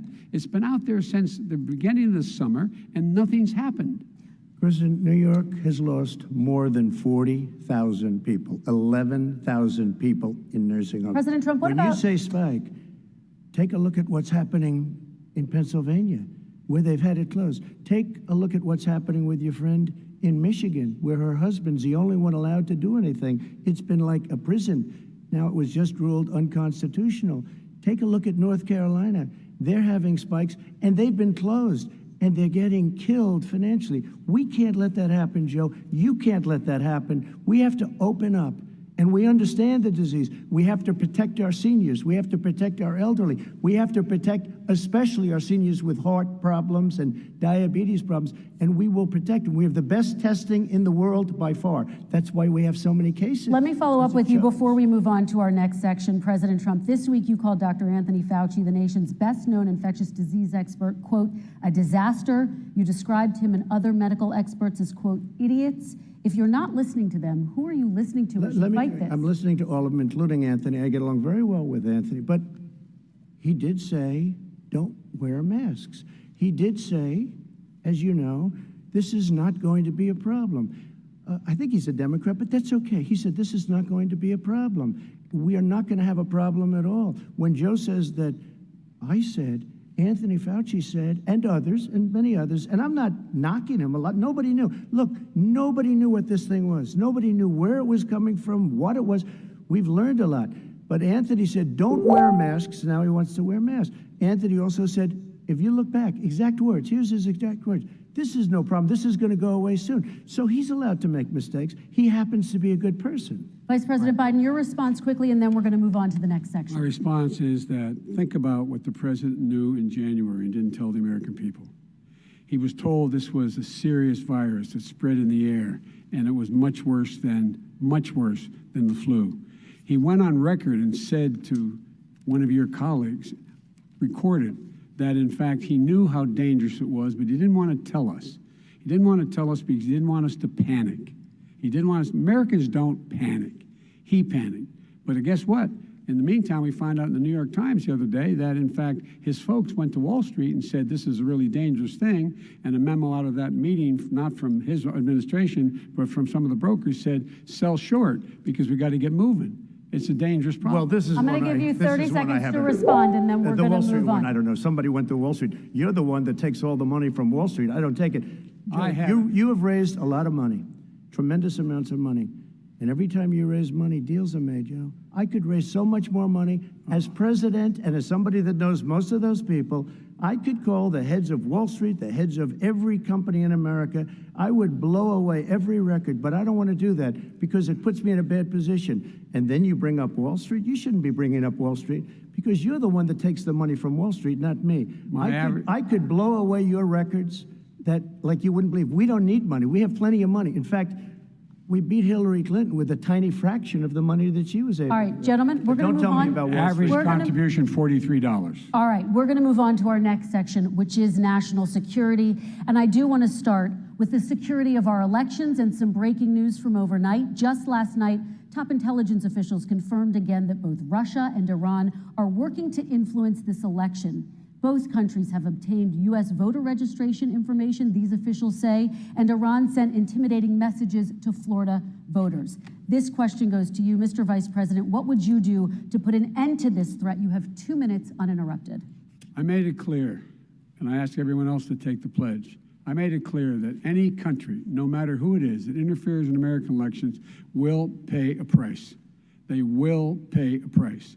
And it's been overwhelmingly clear this election, I won't even get into the last one, this election, that Russia has been involved, China has been involved to some degree, and now we learn that Iran is involved. They will pay a price if I'm elected. They're interfering with American sovereignty. That's what's going on right now. They're interfering with American sovereignty. And to the best of my knowledge, I don't think the president said anything to Putin about it. I don't think he's stalking them a lot. I don't think he said a word. I don't know why he hadn't said a word to Putin about it. And I don't know what he has recently said, if anything, to the Iranians. My guess is he'd probably be more outspoken with regard to the Iranians. But the point is this, folks. We are in a situation where we have foreign countries trying to interfere in the outcome of our election. His own national security advisor told him that what is happening with his buddy, I will.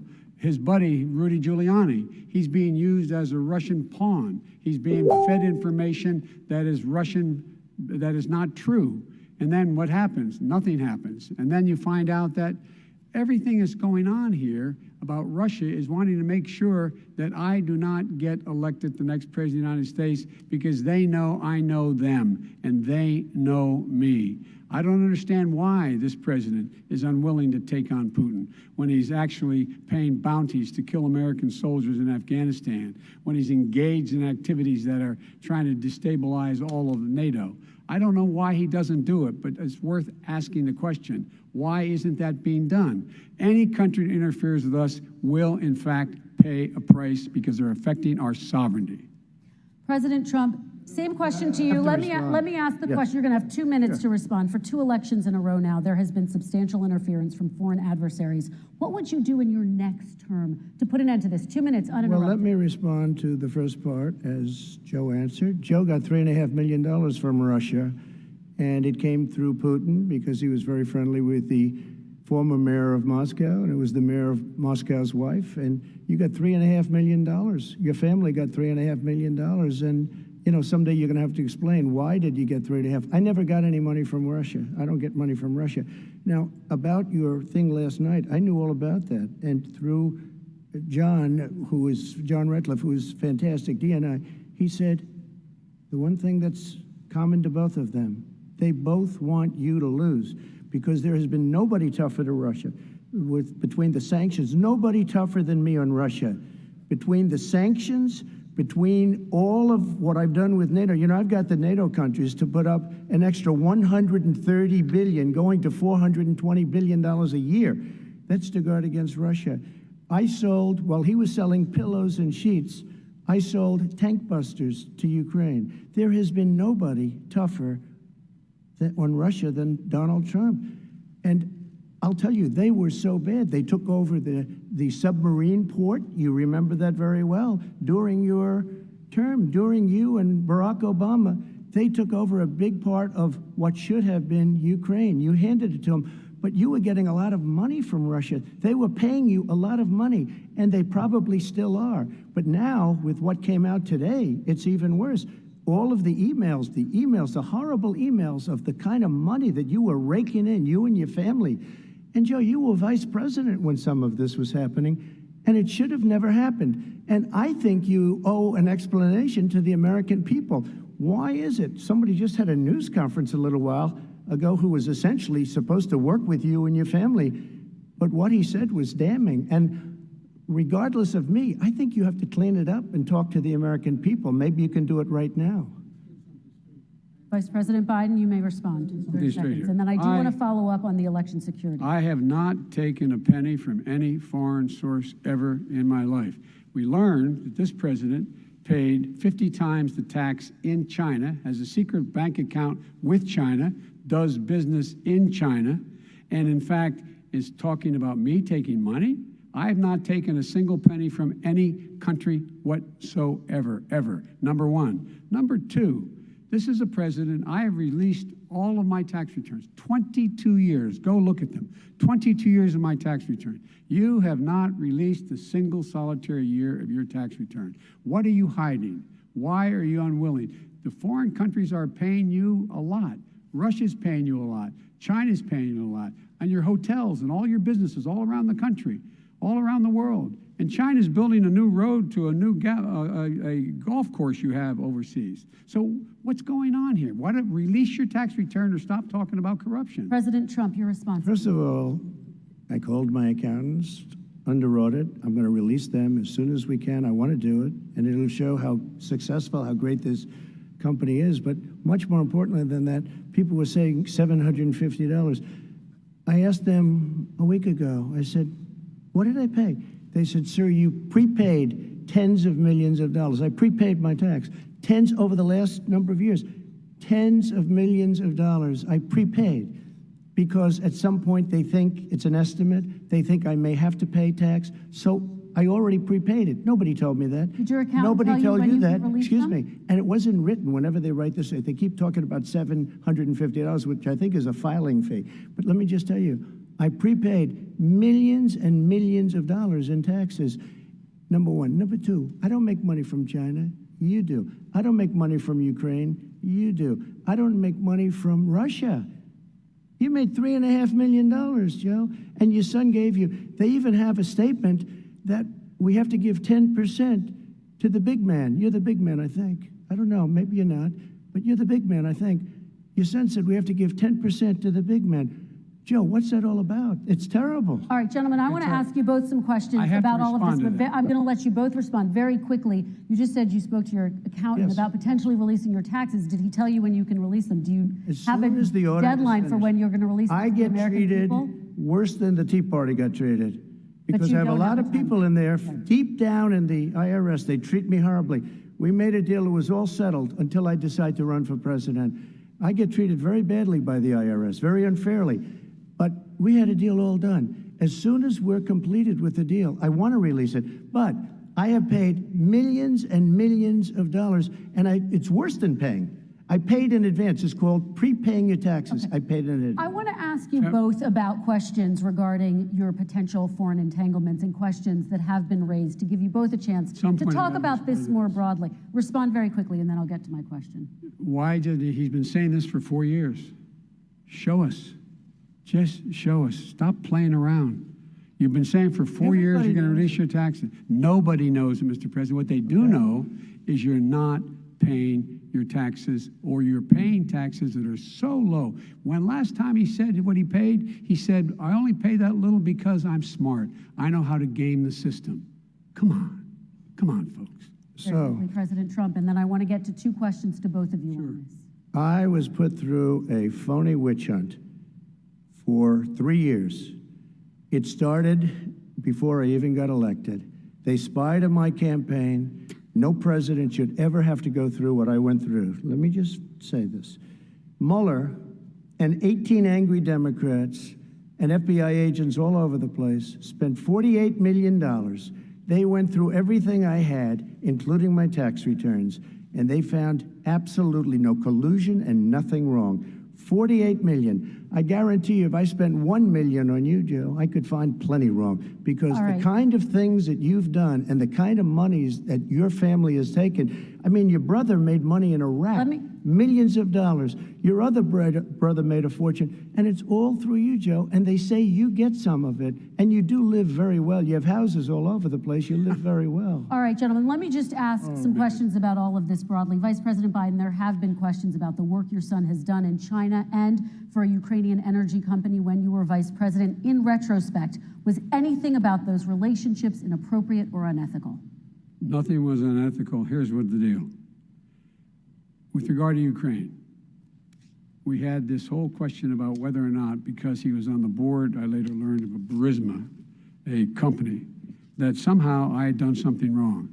Yet every single solitary person, when he was going through his impeachment, testifying under oath who worked for him, said, I did my job impeccably. I carried out U.S. policy. Not one single solitary thing was out of line. Not a single thing, number one. Number two, the guy who got in trouble in Ukraine was this guy trying to bribe the Ukrainian government to say something negative about me, which they would not do and did not do, because it never, ever, ever happened. My son has not made money in terms of this thing about, what are you talking about, China. I have not had, the only guy made money from China is this guy. He's the only one. Nobody else has made money from China. President Trump, let me ask my question to you. But could I just, one thing? Very quickly. His son didn't have a job for a long time, was sadly no longer in the military service. I won't get into that.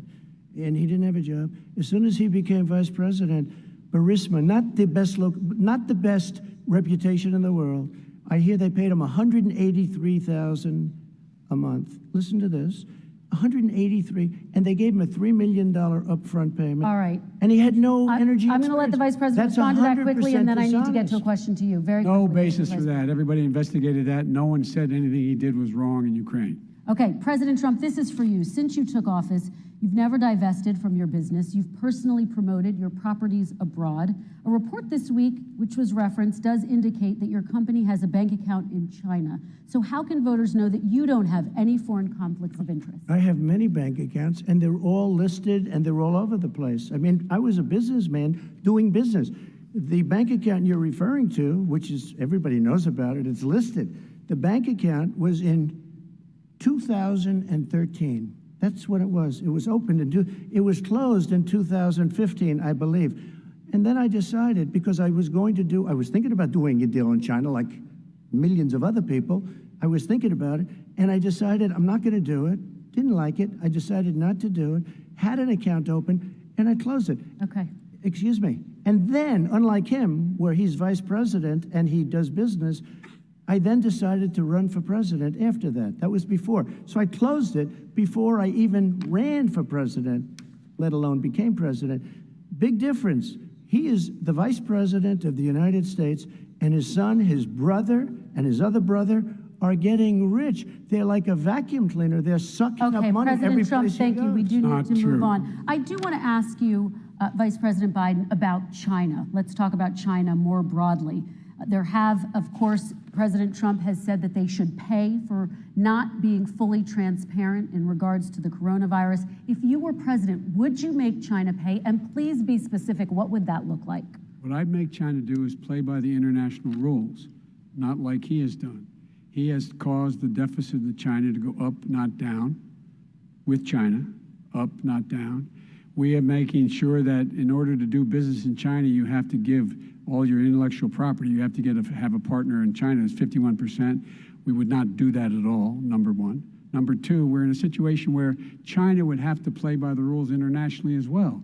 When I met with Xi, when I was still vice president, he said we're setting up air identification zones in the South China Sea. You can't fly through them. I said we're going to fly through them. We just flew B-52, B-1 bombers through it. We're not going to pay attention. They have to play by the rules.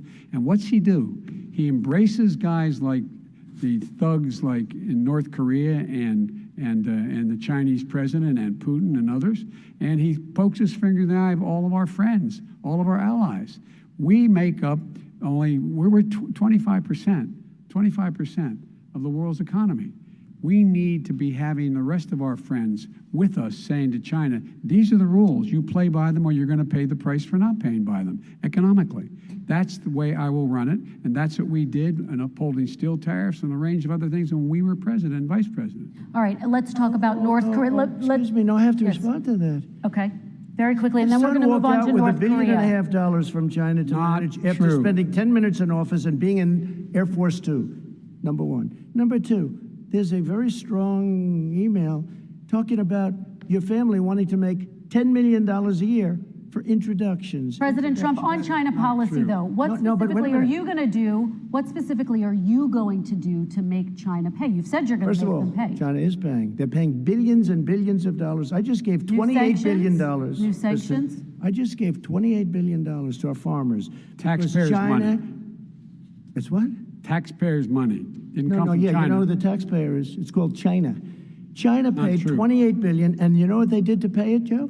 They devalued their currency, and they also paid up. And you know who got the money? Our farmers, our great farmers, because they were targeted. You never charged them anything. Also, I charged them 25% on dumped steel because they were killing our steel industry. We were not going to have a steel industry. Okay. And now we have a steel industry. Okay, Vice President Biden, your response, please. Our response is, look, this isn't about, there's a reason why he's bringing up all this malarkey. There's a reason for it. He doesn't want to talk about the substantive issues. It's not about his family and my family. It's about your family. And your family's hurting badly. If you're making if you're a middle-class family, you're getting hurt badly right now. You're sitting at the kitchen table this morning deciding, well, we can't get new tires, they're bald because we have to wait another month or so. Or are we going to be able to pay the mortgage? Or who's going to tell her she can't go back to community college? They're the decisions you're making in the middle-class families like I grew up in Scranton and Claymont. They're in trouble. We should be talking about your families, but that's the last thing he wants to talk about. I want to talk about North Korea. Excuse me, just I do for want 1 to turn second, to please. 10 seconds, Mr. President. That's 10 a seconds. typical political statement. Let's get off this China thing, and then he looks, the family, around the table, everything. Just a typical politician when I see that. Let's talk I'm about not North a typical Korea now. politician. Okay, That's why I President got elected. Let's get off the subject of China. Let's talk sitting around the table. All right. Come on, Joe, you can do better. We're going to talk about North Korea now. President Trump, you've met with North Korean leader Kim Jong-un 3 times. You've talked about your beautiful letters with him. You've touted the fact that there hasn't been a war or a long-range missile test.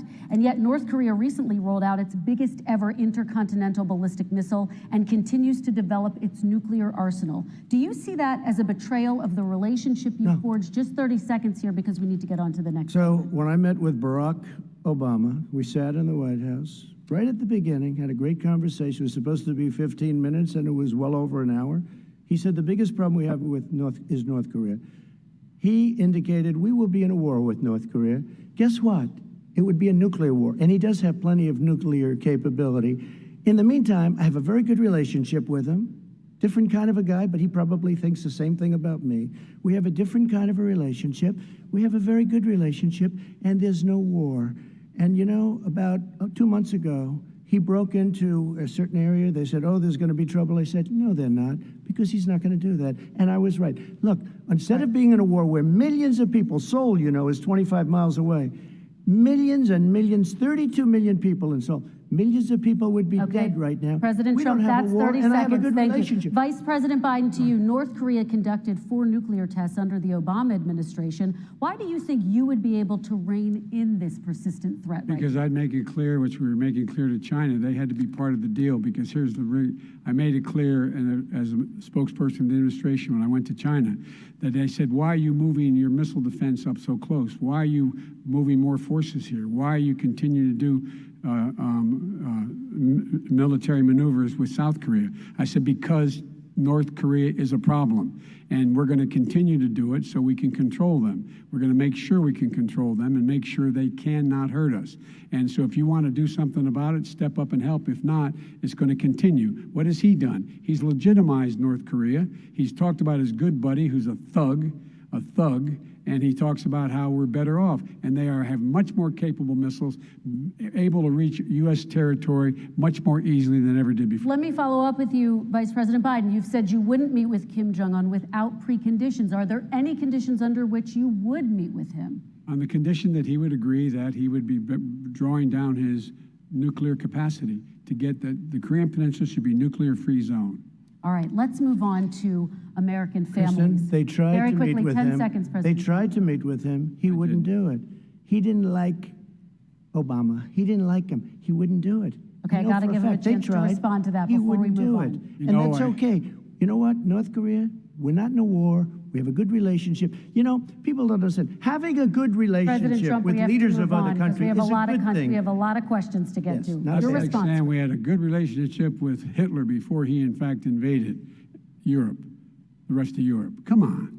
The reason he would not meet with President Obama is because President Obama said, we're going to talk about denuclearization. We're not going to legitimize you, and we're going to continue to put stronger and stronger sanctions on you. That's why he wouldn't meet with us. All right, And let's it didn't move happen. on. Let's Excuse move on me. and talk He about left American me a families. mess, Kristen. President Trump, okay, we do They need to left move on. me a mess.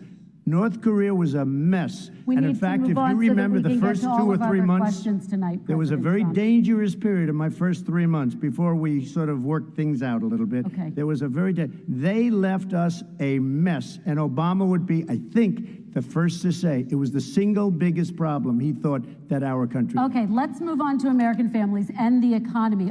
One of the issues that's most important to them is health care, as you both know. Today, there was a key vote on a new Supreme Court Justice, Amy Coney Barrett, and health care is at the center of her confirmation fight. Over 20 million Americans get their health insurance through the Affordable Care Act. It's headed to the Supreme Court, and your administration, Mr. President, is advocating for the court to overturn it. If the Supreme Court does overturn that law, those 20 million Americans could lose their health insurance almost overnight. So what would you do if those people have their health insurance taken away? You have 2 minutes uninterrupted. Sure. First of all, I've already done something that nobody thought was possible. Through the legislature, I terminated the individual mandate. That is the worst part of Obamacare, as we call it. The individual mandate where you have to pay a fortune for the privilege of not having to pay for bad health insurance. I terminated. It's gone. Now it's in court because Obamacare is no good. But then I made a decision. Run it as well as you can to my people, great people. Run it as well as you can. I could have gone the other route and made everybody very unhappy. They ran it. Premiums are down. Everything's down. Here's the problem. No matter how well you run it, it's no good. What we'd like to do is terminate it. We have the individual mandate done. I don't know that it's going to work. If we don't win, we will have to run it, and we'll have Obamacare, but it'll be better run. But it no longer is Obamacare, because without the individual mandate, it's much different. Pre-existing conditions will always stay. What I would like to do is a much better health care, much better, will always protect people with pre-existing. So I'd like to terminate Obamacare, come up with a brand new, beautiful health care. The Democrats will do it because there'll be tremendous pressure on them, and we might even have the House by that time, and I think we're going to win the House, okay? You'll see, but I think we're going to win the House. But come up with a better health care, always protecting people with pre-existing conditions. And one thing very important, we have 180 million people out there that have great private health care.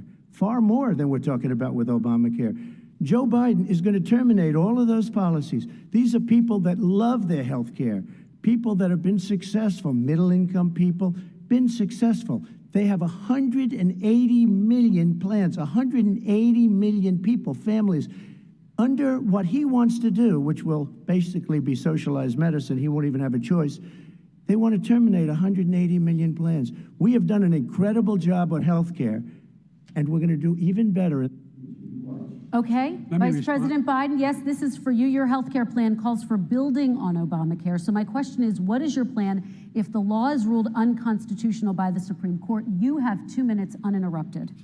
What I'm going to do is pass Obamacare with a public option. It'll become Biden care. The public option is an option that says that if you, in fact, do not have the wherewithal to be, if you qualify for Medicaid and you do not have the wherewithal in your state to get Medicaid, you automatically are enrolled, providing competition for insurance companies.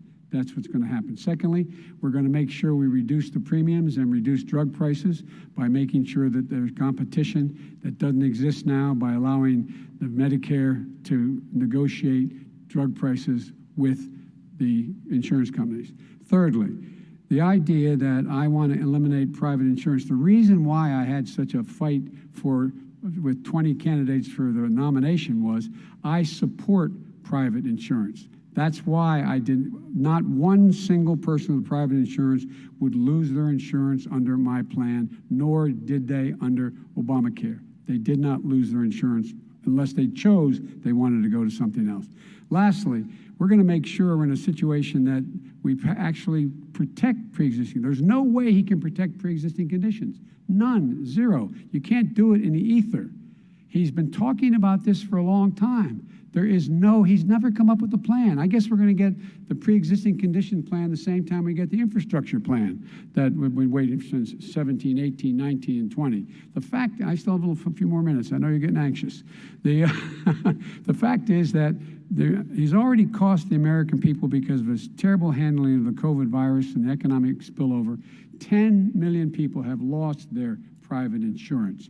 And he wants to take away 22 million more people who have it under Obamacare, and over 110 million people with pre-existing conditions. And all the people from COVID are going to have pre-existing conditions. What are they going to do? I have a follow-up for you, Vice President Biden. It relates to something that President Trump said. He's accusing you of wanting socialized medicine. What do you say to people who have concerns that your health care plan, which includes a government insurance option, takes the country one step closer to a health care system run entirely by the government? What's your response to that? It's ridiculous. It's like saying that,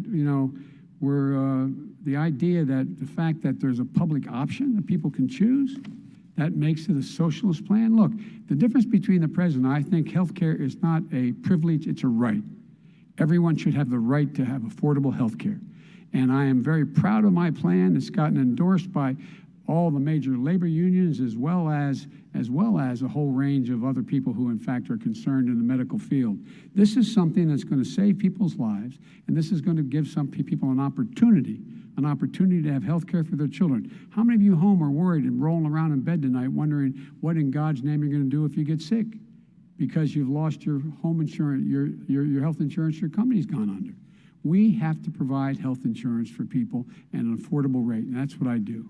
President Trump, Excuse me, he was there response. for 47 years. He didn't do it. He was now there as vice president for 8 years, and it's not like it was 25 years ago. It was 3 3/4. It was just a little while ago, right? Less than 4 years ago. He didn't do anything. He didn't do it. He wants socialized medicine, and it's not that he wants it. His vice president, she is more liberal than Bernie Sanders and wants it even more. Bernie Sanders wants it. The Democrats want it. You're going to have socialized medicine, just like you went with fracking. We're not going to have fracking. We're going to stop fracking. We're going to stop fracking. Then he goes to Pennsylvania after he gets a nomination, where he got very lucky to get it. And he goes to Pennsylvania and he says, oh, we're going to have fracking. And you never asked that question. And by the way, so far, I respect very much the way you're handling this, I have to say. By the way. But somebody should ask the question. You can ask he goes for a year. There will be no fracking. We have a number of topics. No, but that's a big question. We're going to get to. It's the same thing with socialized medicine. I have to respond. Vice President, your response, please. My response is people deserve to have affordable health care, period. Period, period, period. And the Biden care proposal will, in fact, provide for that affordable health care, lower premiums. What we're going to do is going to cost some money. It's going to cost over $750 billion over 10 years to do it. and they're going to have lower premiums. You can buy into the better plans, the cheaper plans, lower your premiums, deal with unexpected billing, and have your drug prices drop significantly. He keeps talking about it. He hasn't done a thing for anybody on health care. Not a thing. Kristen, when Very he quickly, says, then I want to talk when about he what's says happening on public Capitol option, Hill. he's talking about socialized medicine, and when he and healthcare. When he talks about a public option, he's talking about destroying your Medicare, totally destroyed, and destroying your Social Security, and this whole country will come down. You know, Bernie Sanders tried it in his state. He tried it in his state. His governor was a very liberal governor. They wanted to make it work. Okay, let's let Vice President Biden respond. It doesn't Vice work. President He's Biden a very responds. confused guy. He thinks he's running against somebody else. He's running against Joe Biden. I beat all those other people because I disagreed with them. Joe Biden he's running against. And the idea that we're in a situation that they're going to destroy Medicare, this is the guy that the actuary at Medicare said, if in fact, at Social Security, if in fact he continues to withhold his plan to withhold the tax on Social Security will be bankrupt by 2023 with no way to make up for it. This is the guy who's tried to cut Medicare. So the idea that Donald Trump is lecturing me on Social Security and Medicare, come on. He tried to get rid of, he tried to hurt Social Security years ago. Years ago. Go back and look at the records. He tried to hurt Social Security years ago. All right, let's move on. I'm going to move on. Mr. President, I have to move on to the next question. They said the stock market will boom if I'm elected. If he's elected, the stock market will crash. Okay, let's move on to the next question. Very Very quickly. Look, the idea that the stock market is booming is his only measure of what's happening. Where I come from in Scranton and Claymont, the people don't live off of the stock market. Just in the last three years during this crisis, the billionaires in this country made, according to the Wall Street, $700 billion more dollars. $700 billion more dollars. Because that's his only measure. What happens to the ordinary people out there? What happens to them? Let's talk about what's happening on Capitol Hill. We're going to move on. 401ks are through the roof. We're going to move on. Stock are through the roof. All right. And he doesn't come from Scranton. That's like he lived there for a short period of time before he even knew it. We're going to move on to the next question. And the people of Pennsylvania Let me will move show on you to my that. next question, They gentlemen. understand. As of tonight, more than 12 million people are out of work. And as of tonight, 8 million more Americans have fallen into poverty, and more families are going hungry every day. Those hit hardest are women and people of color. They see Washington fighting over a relief bill. Mr. President, why haven't you been able to get them the help they need? 30 seconds here. Because Nancy Pelosi doesn't want to approve it. I do. But you're the president. I do, but I still have to get. Unfortunately, that's one of the reasons I think we're going to take over the House, because of her. Nancy Pelosi doesn't want to approve anything because she'd love to have some victories on a date called November 3rd. Nancy Pelosi does not want to approve it. We are ready, willing, and able to do something. Don't forget, we've already approved 3 plans, and it's gone through, including the Democrats, in all fairness. This one she doesn't want. It's near the election because she thinks it helps her politically. I think it hurts her politically. All right, Mr. Vice President. You know, the Republican leader in the United States Senate said he can't pass it. He will not be able to pass it. He does not have Republican votes. Why isn't he talking to his Republican friends? Let me follow up with you, Vice President we made a Biden, deal, the because Republicans let me ask Vice President Biden a question. You are the leader of the Democratic Party. Why have you not pushed the Democrats to get a deal for the American people? Well, I have, and they have pushed it. Look, they passed this act all the way back in the beginning of the summer. This is like it's not new. It's been out there. This HEROES Act has been sitting there. And look at what's happening. When I was in charge of the Recovery Act with $800 billion, I was able to get $145 billion to local communities that have to balance their budgets and states that have to balance their budgets, so then have to fire firefighters, teachers, first responders, law enforcement officers, so they can keep their cities and counties running. He will not support that. They have not done a thing for them. And Mitch McConnell said, let them go bankrupt. Let them go bankrupt. Come on.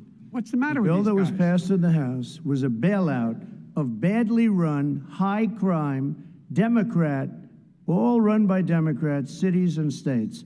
It was a way of getting a lot of money, billions and billions of dollars to these states. It was also a way of getting a lot of money from our people's pockets to people that come into our country illegally.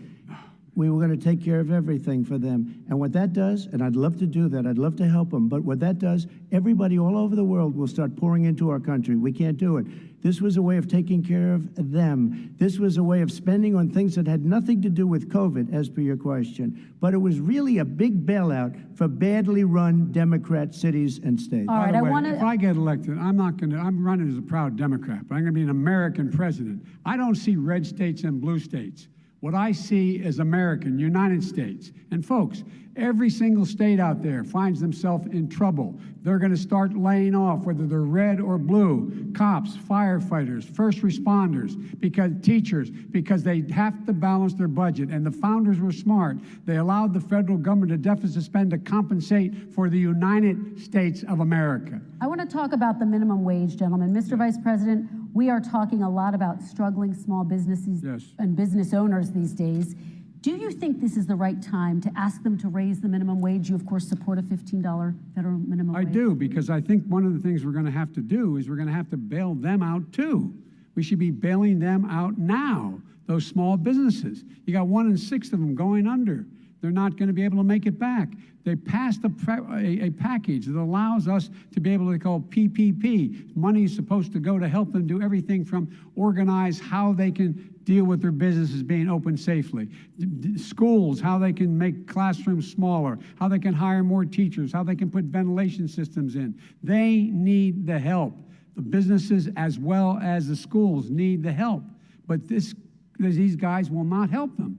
Is not giving them any of the money. We are going to move on to immigration, one thing very but I quickly, want he to said get we your have to help our reaction. small businesses by raising the minimum wage. That's not helping. I think it should be a state option. Alabama is different than New York. New York is different from Vermont. Every state is different. It should be a state option. You said very we have recently. to help. It's very important. We have to help our small businesses.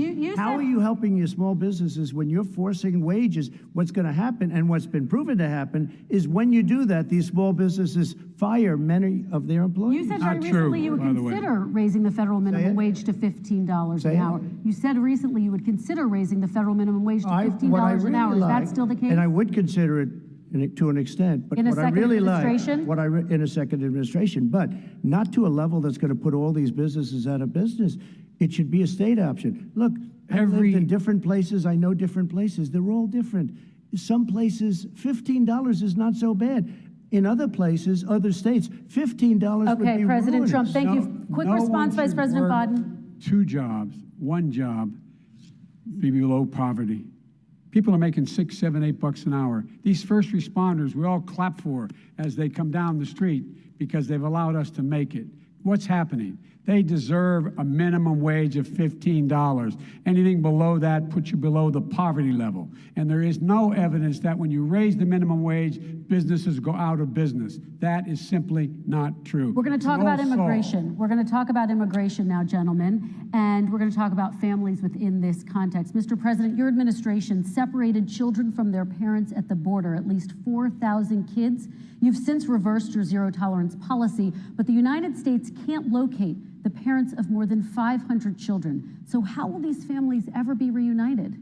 Children are brought here by coyotes and lots of bad people, cartels, and they're brought here, and they used to use them to get into our country. We now have as strong a border as we've ever had. We're over 400 miles of brand new wall. You see the numbers, and we let people in, but they have to come in legally, and they come in through But merit. how will you But reunite let me these just tell kids you, with their families, Let me just tell you, Mr. they President? built cages. You know, they used to say, I built the cages, and then they had a picture in a certain newspaper, and it was a picture of these horrible cages, and they said, look at these cages, President Trump built them, and then it was determined they were built in 2014. That was him. Do you They have a built plan to cages. reunite the kids? Yes, with we're their working on families? it we're trying very hard. But a lot of these kids come out without the parents. They come over through cartels and through coyotes and through gangs. Vice President Biden, let me bring you into this 525. conversation. Quick response and then another question to you. These 500-plus kids came with parents. They separated them at the border to make it a disincentive to come to begin with. Real tough. We're really strong. And guess what? They cannot, it's not coyotes didn't bring them over. Their parents were with them. They got separated from their parents. And it makes us a laughing stock and violates every notion of who we are as a nation. Let me ask you a follow-up Kristen, question. they did it.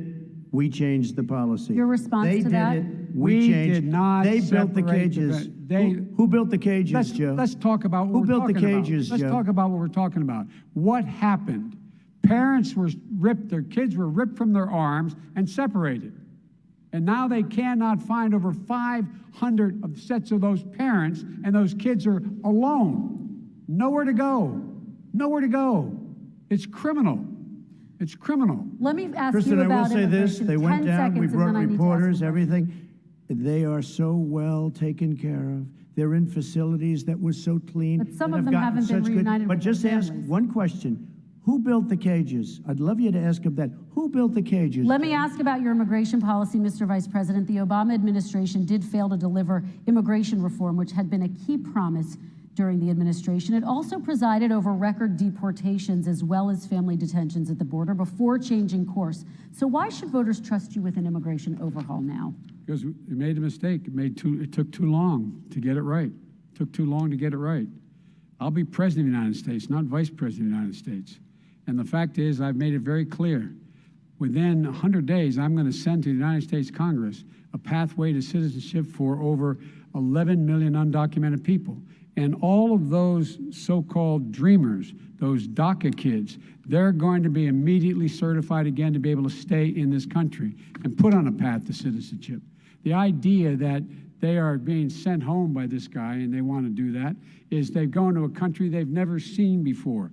I can imagine you're 5 years old, your parents are taking you across the Rio Grande River and it's illegal. And you say, oh no, Mom, leave me here. I'm not going to go with you.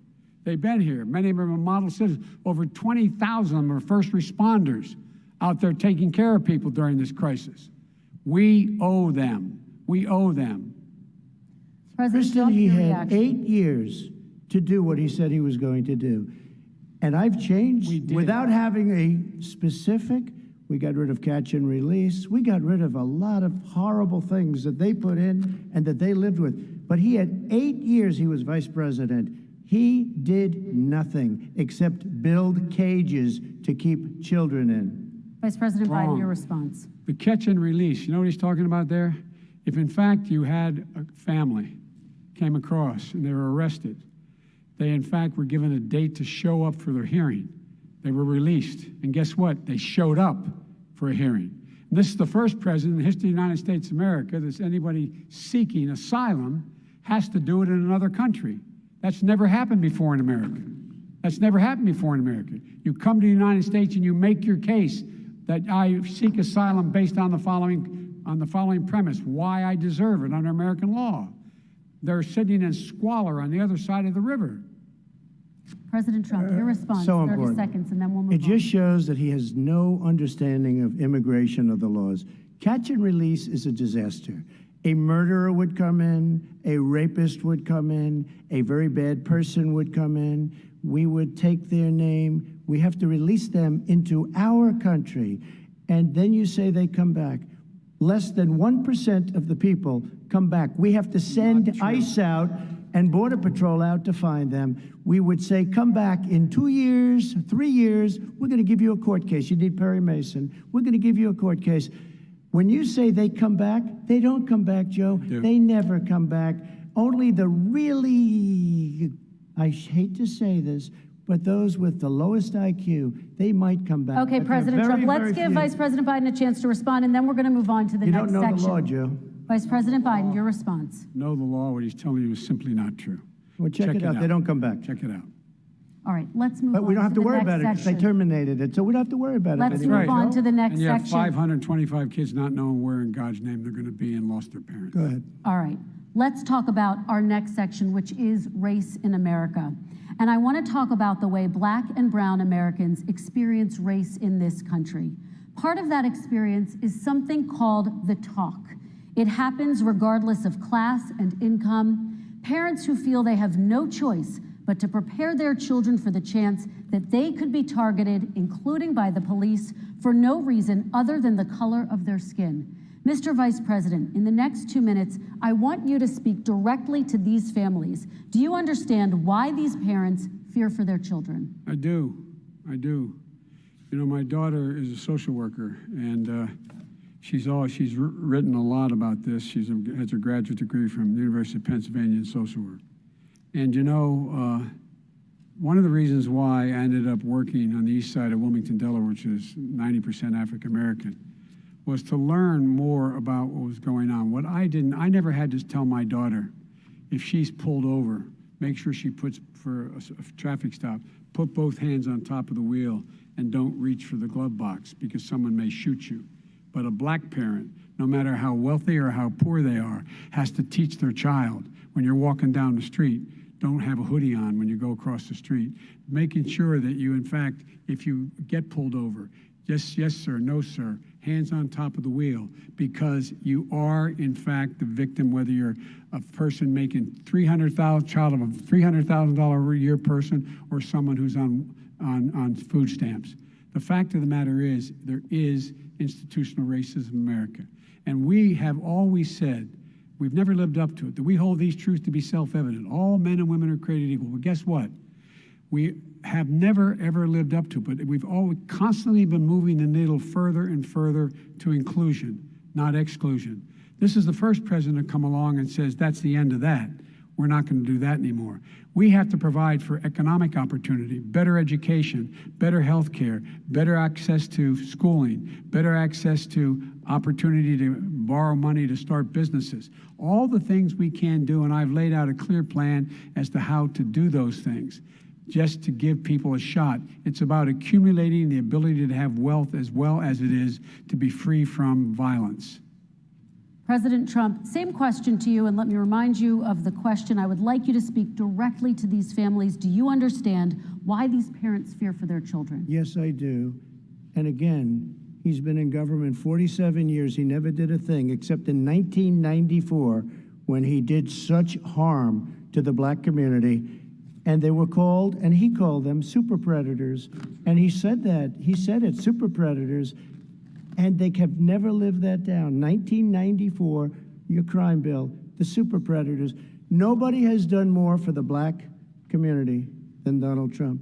And if you look, with the exception of Abraham Lincoln, possible exception, but the exception of Abraham Lincoln, nobody has done what I've done. Criminal justice reform, Obama and Joe didn't do it. I don't even think they tried because they had no chance at doing it. They might have wanted to do it, but if you had to see the arms I had to twist to get that done, it was not a pretty picture, and everybody knows it, including some very liberal people that cried in my office. They cried in the Oval Office. 2 weeks later, they're out saying, gee, we have to defeat him. Criminal justice reform, prison reform, opportunity zones with Tim Scott, a great senator from South Carolina. He came in with this incredible idea for opportunity zones. It's one of the most successful programs. People don't talk about it. Tremendous investment is being made. Biggest beneficiary, the black and Hispanic communities, and then historically black colleges and universities. After 3 years of coming to the office, I love some of those guys. They were great. They came into the office and they said, I said, what are you doing? After 3 years, I said, why do you keep coming back? Because we have no funding. I said, you don't have to come back every year. We have to come back because President Obama would never give them long-term funding, and I did. 10-year long-term funding, and I gave them more money than they asked for because I said, I think you need more. And I said, the only bad part about this is I may never see you again because I got very friendly with them, and they like me and I like them. But I saved historically black colleges and universities. Okay, and we're going to talk about both of your records, but your response to that, Vice President? My response to that is I never, ever said what he accused me of saying. The fact of the matter is, in 2000, though, after the crime bill had been in the law for a while, this is a guy who said, the problem with the crime bill, there's not enough people in jail. There's not enough people in jail. And go on my website, get the quote, the date when he said it. Not enough people. He talked about marauding gangs, young gangs, and the people who are going to maraud our cities. This is a guy who in the Central Park five innocent black kids, he continued to push for making sure that they got the death penalty. None of them were guilty of the crimes they were suggested. Look, and talk about granted, he did in fact let 20 people, he commuted 20 people's sentences. We commuted over 1,000 people's sentences. Over 1,000. The very law he's talking about is a law that, in fact, initiated by Barack Obama. And secondly, we're in a situation here where the federal prison system was reduced by 38,000 people under our administration. And one of these things we should be doing, there should be no minimum mandatories in the law. That's why I'm offering $20 billion to states to change their state laws to eliminate minimum mandatories and set up drug courts. No one should be going to jail because they have a drug problem. They should be going to rehabilitation, not to jail. We should fundamentally change the system, and that's what I'm going to do. But why didn't he do it 4 years ago?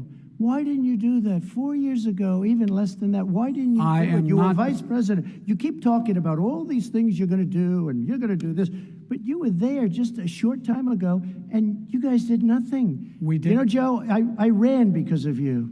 I ran because of Barack Obama, because you did a poor job. If I thought you did a good job, I would have never run. I would have never run. I ran because of you. I'm looking at you now. You're a politician. I ran because of you. All right, Vice President Biden, your response to that, and then I do have some questions for both of you. Well, I tell you what, I hope he does look at me, because what's happening here is, you know who I am, you know who he is, you know his character, you know my character, you know our reputations for honor and telling the truth. I am anxious to have this race. I am anxious to see this take place. The character of the country is on the ballot. Our character is on the ballot. Look at us closely. Let me ask some follow-up. Please respond, and then we're going to have follow-up questions. If this stuff is true about Russia, Ukraine, China, other countries, Iraq, if this is true, then he's a corrupt politician. All right. So don't give me the stuff about how you're this innocent baby. Joe, they're calling you a corrupt politician. Nobody's President Trump, I want to stay on the issue of race. We're talking about the issue. Laptop from hell. President Trump, we're talking about race right now, and I do want to stay on the issue of race. President Trump, I have to respond to that. Please, because look, very quickly. There are 50 former national intelligence folks who said that what he's accusing me of is a Russian plant. They have said that this has all the five former heads of the CIA, both parties, say what he's saying is a bunch of garbage. Nobody believes it except his and his good friend Rudy Giuliani. You mean the laptop is now another Russia hoax? That's exactly what. Is this that's where you're exactly going? what. This is where he's going. The laptop is Russia, Gentlemen, Russia. I want to stay on the issue of race. You have to be kidding. Here we go again with Russia. We're going to continue on the issue of race. Mr. President, you've described the Black Lives Matter movement as a symbol of hate. You've shared a video of a man chanting white power to millions of your supporters. You've said that black professional athletes exercising their First Amendment rights should be fired. What do you say to Americans who say that kind of language from a president is contributing to a climate of hate and racial strife? Well, you have to understand, the first time I ever heard of Black Lives Matter, they were chanting pigs in a blanket, talking about police. Pigs, talking about our police. Pigs in a blanket, fry them like bacon. I said, that's a horrible thing. And they were marching down the street. And that was my first glimpse of Black Lives Matter. I thought it was a terrible thing. As far as my relationships with all people, I think I have great relationships with all people. I am the least racist person in this room. Well, what do you say to Americans who are concerned by that rhetoric? I don't know. I don't know what to say. I got criminal justice reform done and prison reform and opportunity zones. I took care of black colleges and universities. I don't know what to say. They can say anything. They can say anything. It makes me sad because I am the least racist person. I can't even see the audience because it's so dark. But I don't care who's in the audience. I'm the least racist person in this room. Okay, Vice President Biden, let me ask you very quickly, and then I have a follow-up question for you. Abraham Lincoln here is one of the most racist presidents we've had in modern history. He pours fuel on every single racist fire, every single one. He started off his campaign coming down the escalator saying he's going to get rid of those Mexican rapists. He's banned Muslims because they're Muslims. He has moved around and made everything worse across the board. He says about the poor boys, last time we were on stage here, he said, I told them to stand down and stand ready. Come on. This guy has a dog whistle about as big as a foghorn. President Trump, I'm going to give you 10 seconds to respond, and then I have a follow-up. You made a reference to Abraham Lincoln. Where did that come in? I mean, You said where you're did that- Abraham Lincoln. No, where did that? No. You said- I said not since Abraham Lincoln has anybody done what I've done for the black community. And I'm I didn't saying- say I'm Abraham Lincoln. I said not since Abraham Lincoln has anybody done what I've done for the black community. Now, you have done nothing other than the crime bill, which put Oh, God. tens of thousands of black men, mostly, in jail. All right, let me- And you know let me what? a- let me They ask remember Vice it because President if you Biden look a at what's question. happening with the voting right now, Let me ask they Vice remember President that Biden you treated them about- very, very badly. The- Just the- take a look at what's happening out there. Vice President Biden, let me give you a chance to respond within this context. Crime bills that you supported in the 80s and 90s contributed to the incarceration of tens of thousands of young black men who had small amounts of drugs in their possession. They are sons, they are brothers, they're fathers, they're uncles, whose families are still to this day, some of them suffering the consequences. So speak to those families. Why should they vote for you? One of the things is that in the 80s, we passed 100%, all 100 senators voted for it, a bill on drugs and how to deal with drugs. It was a mistake. I've been trying to change it since then, particularly the portion on cocaine. That's why I've been arguing that, in fact, we should not send anyone to jail for a pure drug offense. They should be going into treatment across the board. That's what we should be spending money. That's why I set up drug courts, which were never funded by our Republican friends. They should not be going to jail for a drug or an alcohol problem. They should be going into treatment. That's what we've been trying to do. That's what I'm going to get done, because I think maybe the American people have now seen that, in fact, it was a mistake to pass those laws relating to drug. But they were not in the crime bill. But why didn't he get it done? See, it's all talk, no action with these politicians. Why didn't he get it done? That's what I'm going to do when I become president. You were vice president along with Obama as your president, your leader, for 8 years. Why didn't you get it done? You had 8 years to get it done. Now you're saying you're going to get it done because you're all talk and no action, Jim. We got a lot of it done. We released 38,000. We got 38,000 prisoners left from the. You got nothing done. 38,000 prisoners were released from federal prison. There were over 1,000 people who were given clemency. In fact, we're the ones that put in the legislation saying we could look at pattern and practice of police departments and what they were doing, how they were conducting themselves. I could go on, but we began the process. We lost an election. That's why I'm running, to win back that election and change his terrible policy. I just asked one question. Why didn't you do it in the 8 years, a short time ago? Why didn't you do it? You just said, I'm going to do that, I'm going to do this. You put tens of thousands of mostly black young men in prison. Now you're saying you're going to undo that. Why didn't you get it done? You had 8 years with Obama. You know why, Joe? Because you're all talk and no action. All right, Vice President Biden, and then we're going to move on to the next section. We had a Republican Congress. That's the answer. Well, you got to talk them into it, Joe. Sometimes All right. you got to talk them into it. We're going to move on to our next section, Like I which did is with criminal climate justice change. reform. I had Okay. to talk Democrats into it. Gentlemen, we're running out of time, so we got to get on to climate change, please. You both have very different visions on climate change. President Trump, you say that environmental regulations have hurt jobs in the energy sector. Vice President Biden, you have said you see addressing climate change as an opportunity to create new jobs. For each of you, how would you both combat climate change and support job growth at the same time? Starting with you, President Trump, you have 2 minutes uninterrupted. So we have the Trillion Trees program. We have so many different programs. I do love the environment, but what I want is the cleanest, crystal clear water, the cleanest air. We have the best, lowest number in carbon emissions, which is a big standard that I notice Obama goes with all the time. Not Joe. I haven't heard Joe use the term because I'm not sure he knows what it represents or means, but I have heard Obama use it. And we have the best carbon emission numbers that we've had in 35 years under this administration. We are working so well with industry, but here's what we can't do. Look at China, how filthy it is. Look at Russia. Look at India. It's filthy. The air is filthy. The Paris Accord, I took us out because we were going to have to spend trillions of dollars, and we were treated very unfairly. When they put us in there, they did us a great disservice. They were going to take away our businesses.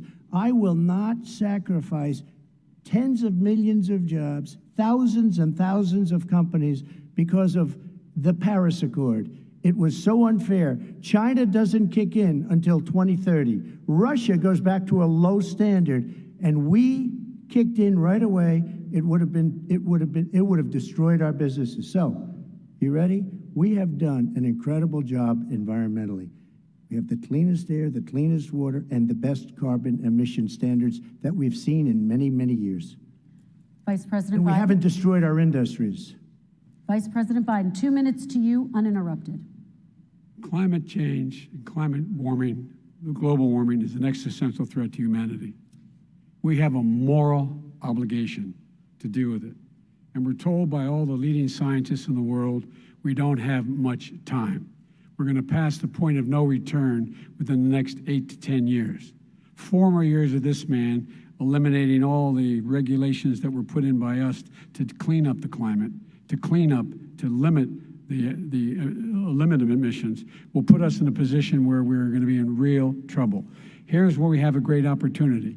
I was able to get both all the environmental organizations as well as labor, the people worried about jobs, to support my climate plan. Because what it does, it will create millions of new good-paying jobs. We're going to invest in, for example, 50,000 charging stations on our highways so that we can own the electric car market of the future. In the meantime, China is doing that. We're going to be in a position where we're going to see to it that we're going to take 4 million existing buildings and 2 million existing homes and retrofit them so they don't leak as much energy, saving hundreds of millions of barrels of oil in the process and creating significant number of jobs. And by the way, the whole idea of what this is all going to do, it's going to create millions of jobs, and it's going to clean the environment. Our health and our jobs are at stake. That's what's happening. And what right now, by the way, Wall Street firms indicated that my plan will in fact create 18.6 million jobs, 7 million more than his. This is from Wall Street. And I'll create $1 trillion more in economic growth than his proposal does. Not on climate, just on the economy. President Trump, you're Today came out and said very strongly, $6,500 will be taken away from families under his plan, that his plan is an economic disaster. If you look at what he wants to do, if you look at his plan, his environmental plan, you know who developed it? AOC +3. They know nothing about the climate. I mean, she's got a good line of stuff, but she knows nothing about the climate. And they're all hopping through hoops for AOC +3. Look, their real plan cost $100 trillion. If we had the best year in the history of our country for 100 years, we would not even come close to a number like that. When he says buildings, they want to take buildings down because they want to make bigger windows into smaller windows. As far as they're concerned, if you had no window, it would be a lovely thing. This is the craziest plan that anybody has ever seen. And this wasn't done by smart people. This wasn't done by anybody. Frankly, I don't even know how it can be good politically. Right. They want to spend $100 trillion. That's their real number. He's trying to say it was 6. It's $100 trillion. They want to knock down buildings and build new buildings with little, tiny, small windows. I mean, and many other things. Okay. And many other things. Let me have the Vice President respond, and we're running out of time, and we have a lot more questions to get to. Country. So let's hear from the Vice President. I have a number more questions. I don't know where he comes from. I don't know where he comes up with these numbers. Queens. $100 trillion. Give me a break. This plan was endorsed by every major environmental group and every labor group, every major environmental group and every labor group, because they know the future lies. The future lies in us being able to breathe, and they know there are good jobs in getting us there. And by the way, the fastest growing industry in America is the solar energy and wind. He thinks wind causes cancer, windmills. It's the fastest growing jobs, and they pay good prevailing wages, 45, 50 bucks an hour. We can grow and we can be cleaner if we go the route I'm proposing. President Trump, Excuse me. please We are respond, and then I have some We are follow-ups. energy independent for the first time. We don't need all of these countries that we had to fight war over because we needed their energy. We are energy independent. I know more about wind than you do. It's extremely expensive, kills all the birds, it's very intermittent, it's got a lot of problems, and they happen to make the windmills in both Germany and China. And the fumes coming up, if you're a believer in carbon emission, the fumes coming up to make these massive windmills is more than anything that we're talking about with natural gas, which is very clean. One other thing. Find me a scientist Solar. who said that. I love solar, but solar doesn't quite have it yet. It's not powerful yet to really run our big, beautiful factories that we need to compete with the world. So False. It's all a pipe dream. But you know what we'll do? We're going to have the greatest economy in the world. But if you want to kill the economy, get rid of your oil industry. You want, and what about fracking? All right, Now- let me now we have to ask let him me about allow fracking. Vice President Biden to respond. I never said I oppose fracking. You said it on tape. I did. Show the tape. Put it on your website. I'll put it on. Put it on the website. The fact of the matter is, Showed he's it last flat lying. Would you Flat- rule out banning fracking? I do rule out banning fracking because the answer, we need other industries to transition to get to ultimately a complete zero emissions by 2025.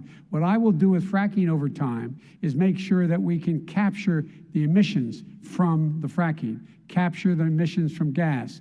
We can do that, and we can do that by investing money in doing it, but it's a transition to that. I have one more question in this pod, and then Excuse we me, have. he was against fracking. He said it. I will show that to you tomorrow.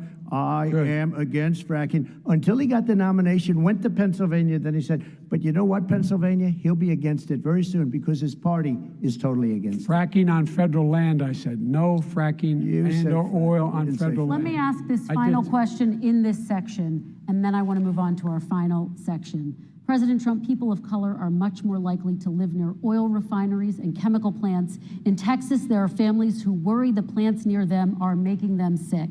Your administration has rolled back regulations on these kinds of facilities. Why should these families give you another 4 years in office? The families that we're talking about are employed heavily, and they're making a lot of money, more money than they've ever made. If you look at the kind of numbers that we produce for Hispanic, for Black, for Asian, it's 9 times greater, the percentage gain, than it was under, in 3 years, than it was under 8 years of the 2 of them, to put it nicely. 9 times more. Now, somebody lives, I have not heard the numbers or the statistics that you're saying, but they're making a tremendous amount of money economically. We saved it, and I saved it again a number of months ago when oil was crashing because of the pandemic. We saved it. We got, say what you want about relationship, we got Saudi Arabia, Mexico, and Russia to cut back, way back. We saved our oil industry, and now it's very vibrant again. All And right. everybody has very inexpensive gasoline. Remember Vice that. President Biden, your response, and then we're going to have a final question for both of you. My response is that those people live on what they call fence lines. He doesn't understand this. They live near chemical plants that, in fact, pollute, chemical plants and oil plants and refineries that pollute. I used to live near that when I was growing up in Claymont, Delaware. And all the more oil refineries in Marcus Hook and the Delaware River than there is any place, including in Houston at the time. When my mom get in the car and when there was first frost to drive me to school, turn in the windshield wiper, there'd be oil slick in the window. That's why so many people in my state were dying and getting cancer. The fact is, those frontline communities, it doesn't matter what you're paying them, it matters how you keep them safe. What do? And you impose restrictions on the pollutions the pollutants coming out of those fence line communities. Okay, I have one final Would question. he close It down falls- the oil industry? It falls. Would you close it down the oil falls- By the way, I would industry? transition from the oil industry, yes. Oh, I will that's transition. a big statement. It is a big statement That's a big because statement. I would stop Why would you do that? because the oil industry pollutes significantly. I see. Here's the deal, but That's you a can't big do that. statement. Well, if you let me finish the statement, because it has to be replaced by renewable energy over time. And I'd stop giving to the oil industry, I'd stop giving them federal subsidies. He won't give federal subsidies to the gas, excuse me, to solar and wind. Yeah. Why are we giving it to oil industry? We actually do give it to solar and wind. We and have that's one maybe the final biggest question. statement in terms of business. That's the biggest statement. Okay. Because We have basically one what he's final saying is question, he is Mr. going to President. destroy the oil industry. Will you remember that, Texas? Will you remember that, Pennsylvania, Oklahoma? Vice President Biden, let me give you 10 seconds to respond, and then Ohio. I have to get to the final question. Vice President Biden. He takes everything out of context, but the point is, look, we have to move toward a net zero emissions. The first place to do that by the year 2035 is in energy production, by 2050 totally. All right. One Is he gonna final get question China to both do of you. it? No, we're finished with Is this. he We have going to get move on China to to our do it? final question. We have to I'm move going on to to our final rejoin Paris question. Accord and make China abide by what they agreed to. All right, That'll this cost you is $1 about trillion. leadership, gentlemen. And this first question does go to you, President Trump. Imagine this is your inauguration day. What will you say in your address to Americans who did not vote for you? You'll each have 1 minute, starting with you, Mr. We have to make a country totally successful as it was prior to the plague coming in from China. Now we're rebuilding it, and we're doing record numbers, 11.4 million jobs in a short period of time, et cetera. But I will tell you, go back. Before the plague came in, just before, I was getting calls from people that were not normally people that would call me. They wanted to get together. We had the best black unemployment numbers in the history of our country. Hispanic, women, Asian, people with diplomas, with no diplomas, MIT graduates, #1 in the class. Everybody had the best numbers. And you know what? The other side wanted to get together. They wanted to unify. Success is going to bring us together.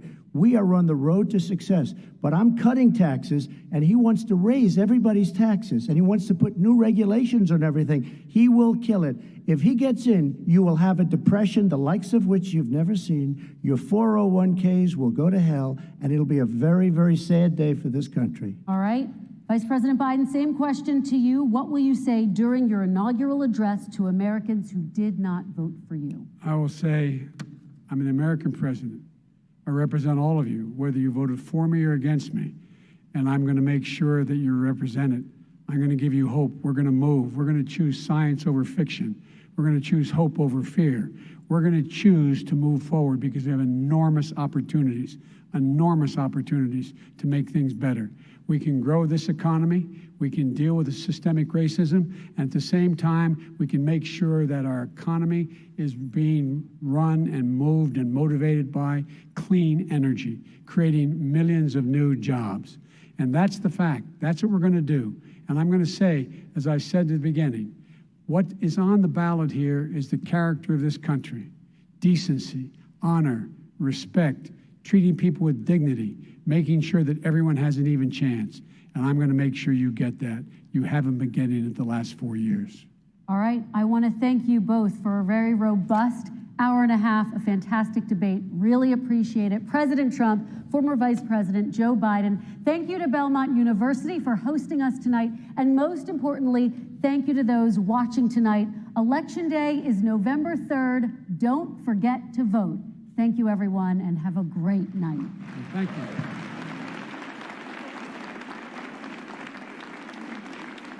There you go. There was the presidential debate from in Tennessee between Donald J. Trump and Joe Biden across the board. And I will say this, my prediction of before the first debate, and go back to the videotape, said incumbent presidents running for office always, or except I think in one exception, always do very poorly in the first debate. Mainly, and the reason why.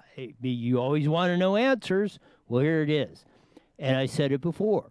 Because when they're on the campaign trail, and you're doing that, and you're doing debates, and you're going that when you're not an incumbent, like Trump was in 2016, he had 20, 30, 40 debates in the primary. So he was well versed at it. When you're president, you're not debating anybody. You're a chief executive officer. So they typically have that. Donald J. Trump done much better just from a standpoint of technicality. He didn't interrupt Joe Biden. He was very presidential. Looked very good on the deal. Joe Biden, you lying sack of shit.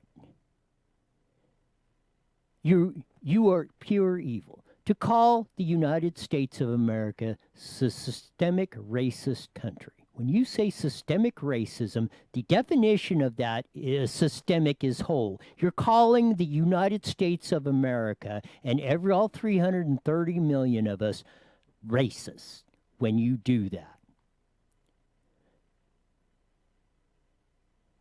That is unconscionable. Not only you lying, sitting there lying about your influence, why don't you tell the people how you became a multi-millionaire on a political salary for 47 freaking years? You have sold us out to China. The Ukraine emails, you got caught, buddy.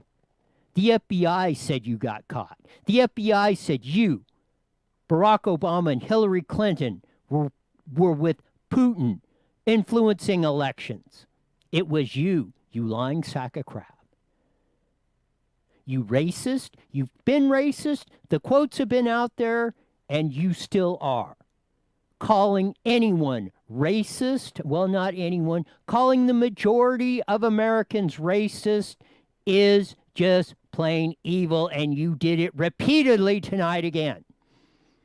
Anybody that votes for Joe Biden is a racist. Because that's what he supports, and you're supporting racism. That's a fact. So go ahead and vote for him. Go ahead and vote for his stupid economic policies. He says he is for Obamacare. Obamacare, which has raised prices and got less people on in the deal, which is exactly what they said would not happen and did, because you cannot beat the free market, Joe. You cannot. There is no such thing as zero emissions. You know what we're talking about when they're talking about zero emissions? They're talking about no people on Earth, because every living being emits emissions. You emit CO2, which is supposed to be the evil of the world. That's what you breathe out. You breathe in oxygen, you breathe out CO2.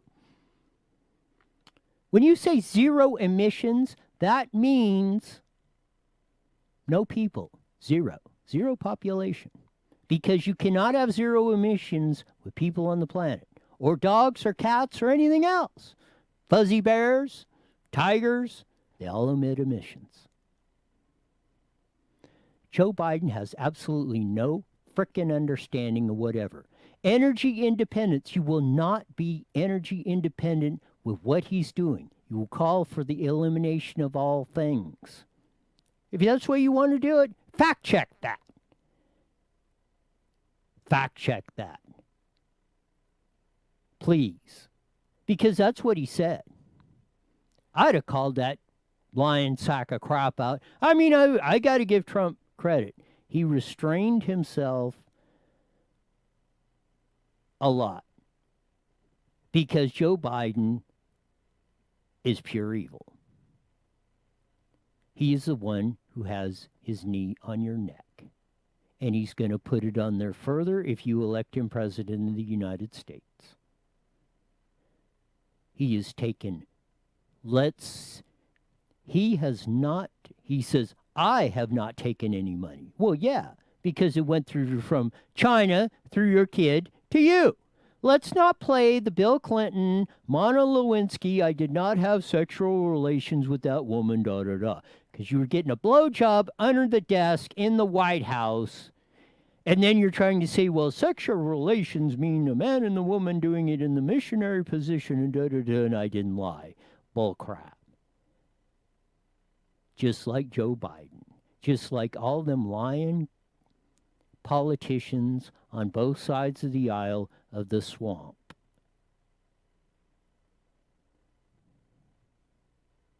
The swamp is alive and well.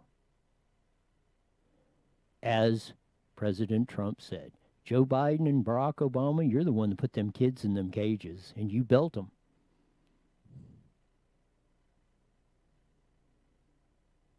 Quit tap dancing. Call Toni Bobulinski a liar. You did not do that. Say he's absolutely never talked to him. It's 100% not true. Didn't say that. Said I sidestepped it. Well, I didn't take the money. Well, yeah, I didn't take the money because it went through how many chains before it got to you. We will see what the evidence did. The allegations are out there. Who do you believe? Toni Bobulinski or Joe Biden? Who's got more to lose in that? Toni Bobulinski could have just walked away from this and not said nothing. Took a lot of guts to do what he did today just before this debate.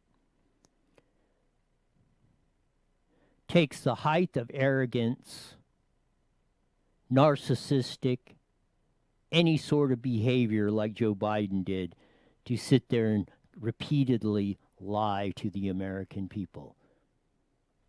While you're in bed with China and they are blowing emissions out the smokestacks like you won't believe, and you're sitting there talking about your Green New Deals and fracking and not, you know what? We are energy independent. You know what? We are net exporter of gasoline, refined oil products. Never happened before. Donald J. Trump.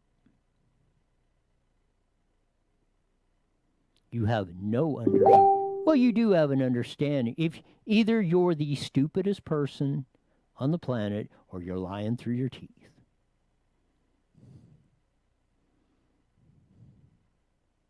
Because you know the real truth. You probably know it better than most all of us because you've been right on the inside of it and you've been scooping up the cash.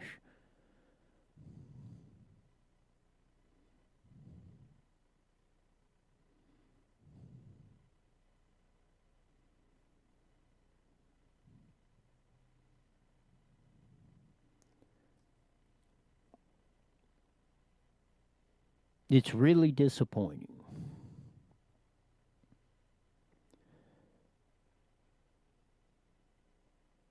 That we in America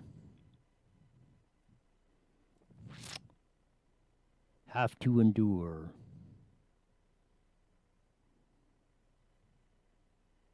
the decades of destruction that our political process has been doing to us.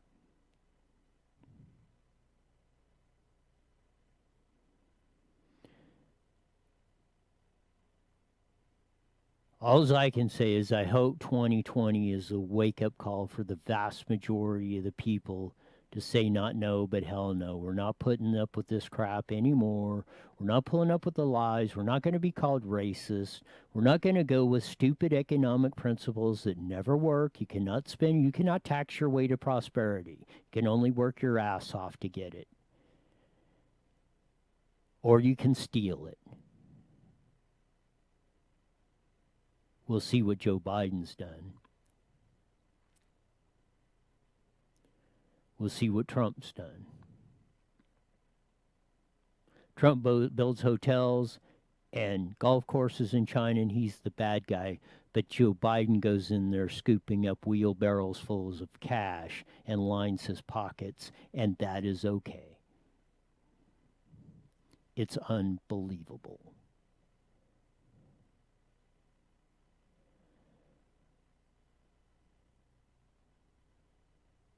We only have a few days left. What, about 15 days before the final day? November 3rd's coming up quick. And we shall see which way the American people are going to go, not only nationally, but in our local areas, because the swamp goes from Washington, D.C. to San Diego, California, and all points in between.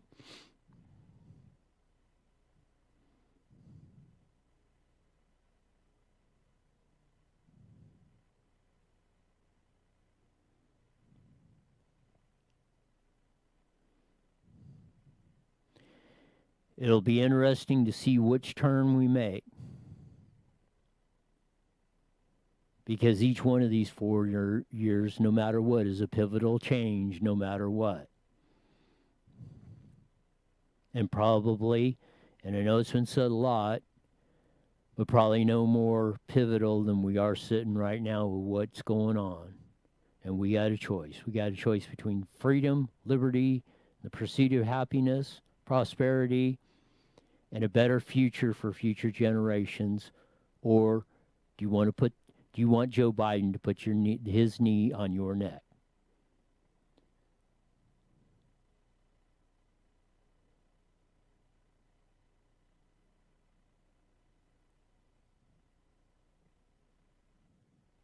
It's just that simple. We'll see how it goes. We'll see how it plays out. It's going to be very interesting with the Toni Bobulinski allegations. Joe Biden had his fingers in the pocket. He knew all about the China stuff that Hunter was doing.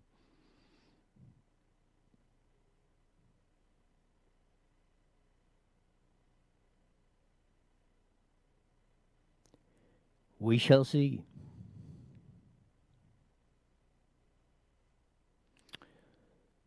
So until tomorrow, no matter what it brings, man, there was a lot of bombshells today. But we'll see what happens. We'll be all to cover it on IE Newswire, on Facebook, and YouTube, as we do every live at 5 on Friday, on every Monday through Friday. We'll also cover it on 5:30. We join into the Mighty Met KMET 1490. And anything that pops up during the day, we give you all the news, press conferences that's relevant to what's going on in your world, the good, the bad, and the ugly. So until our next broadcast, see ya.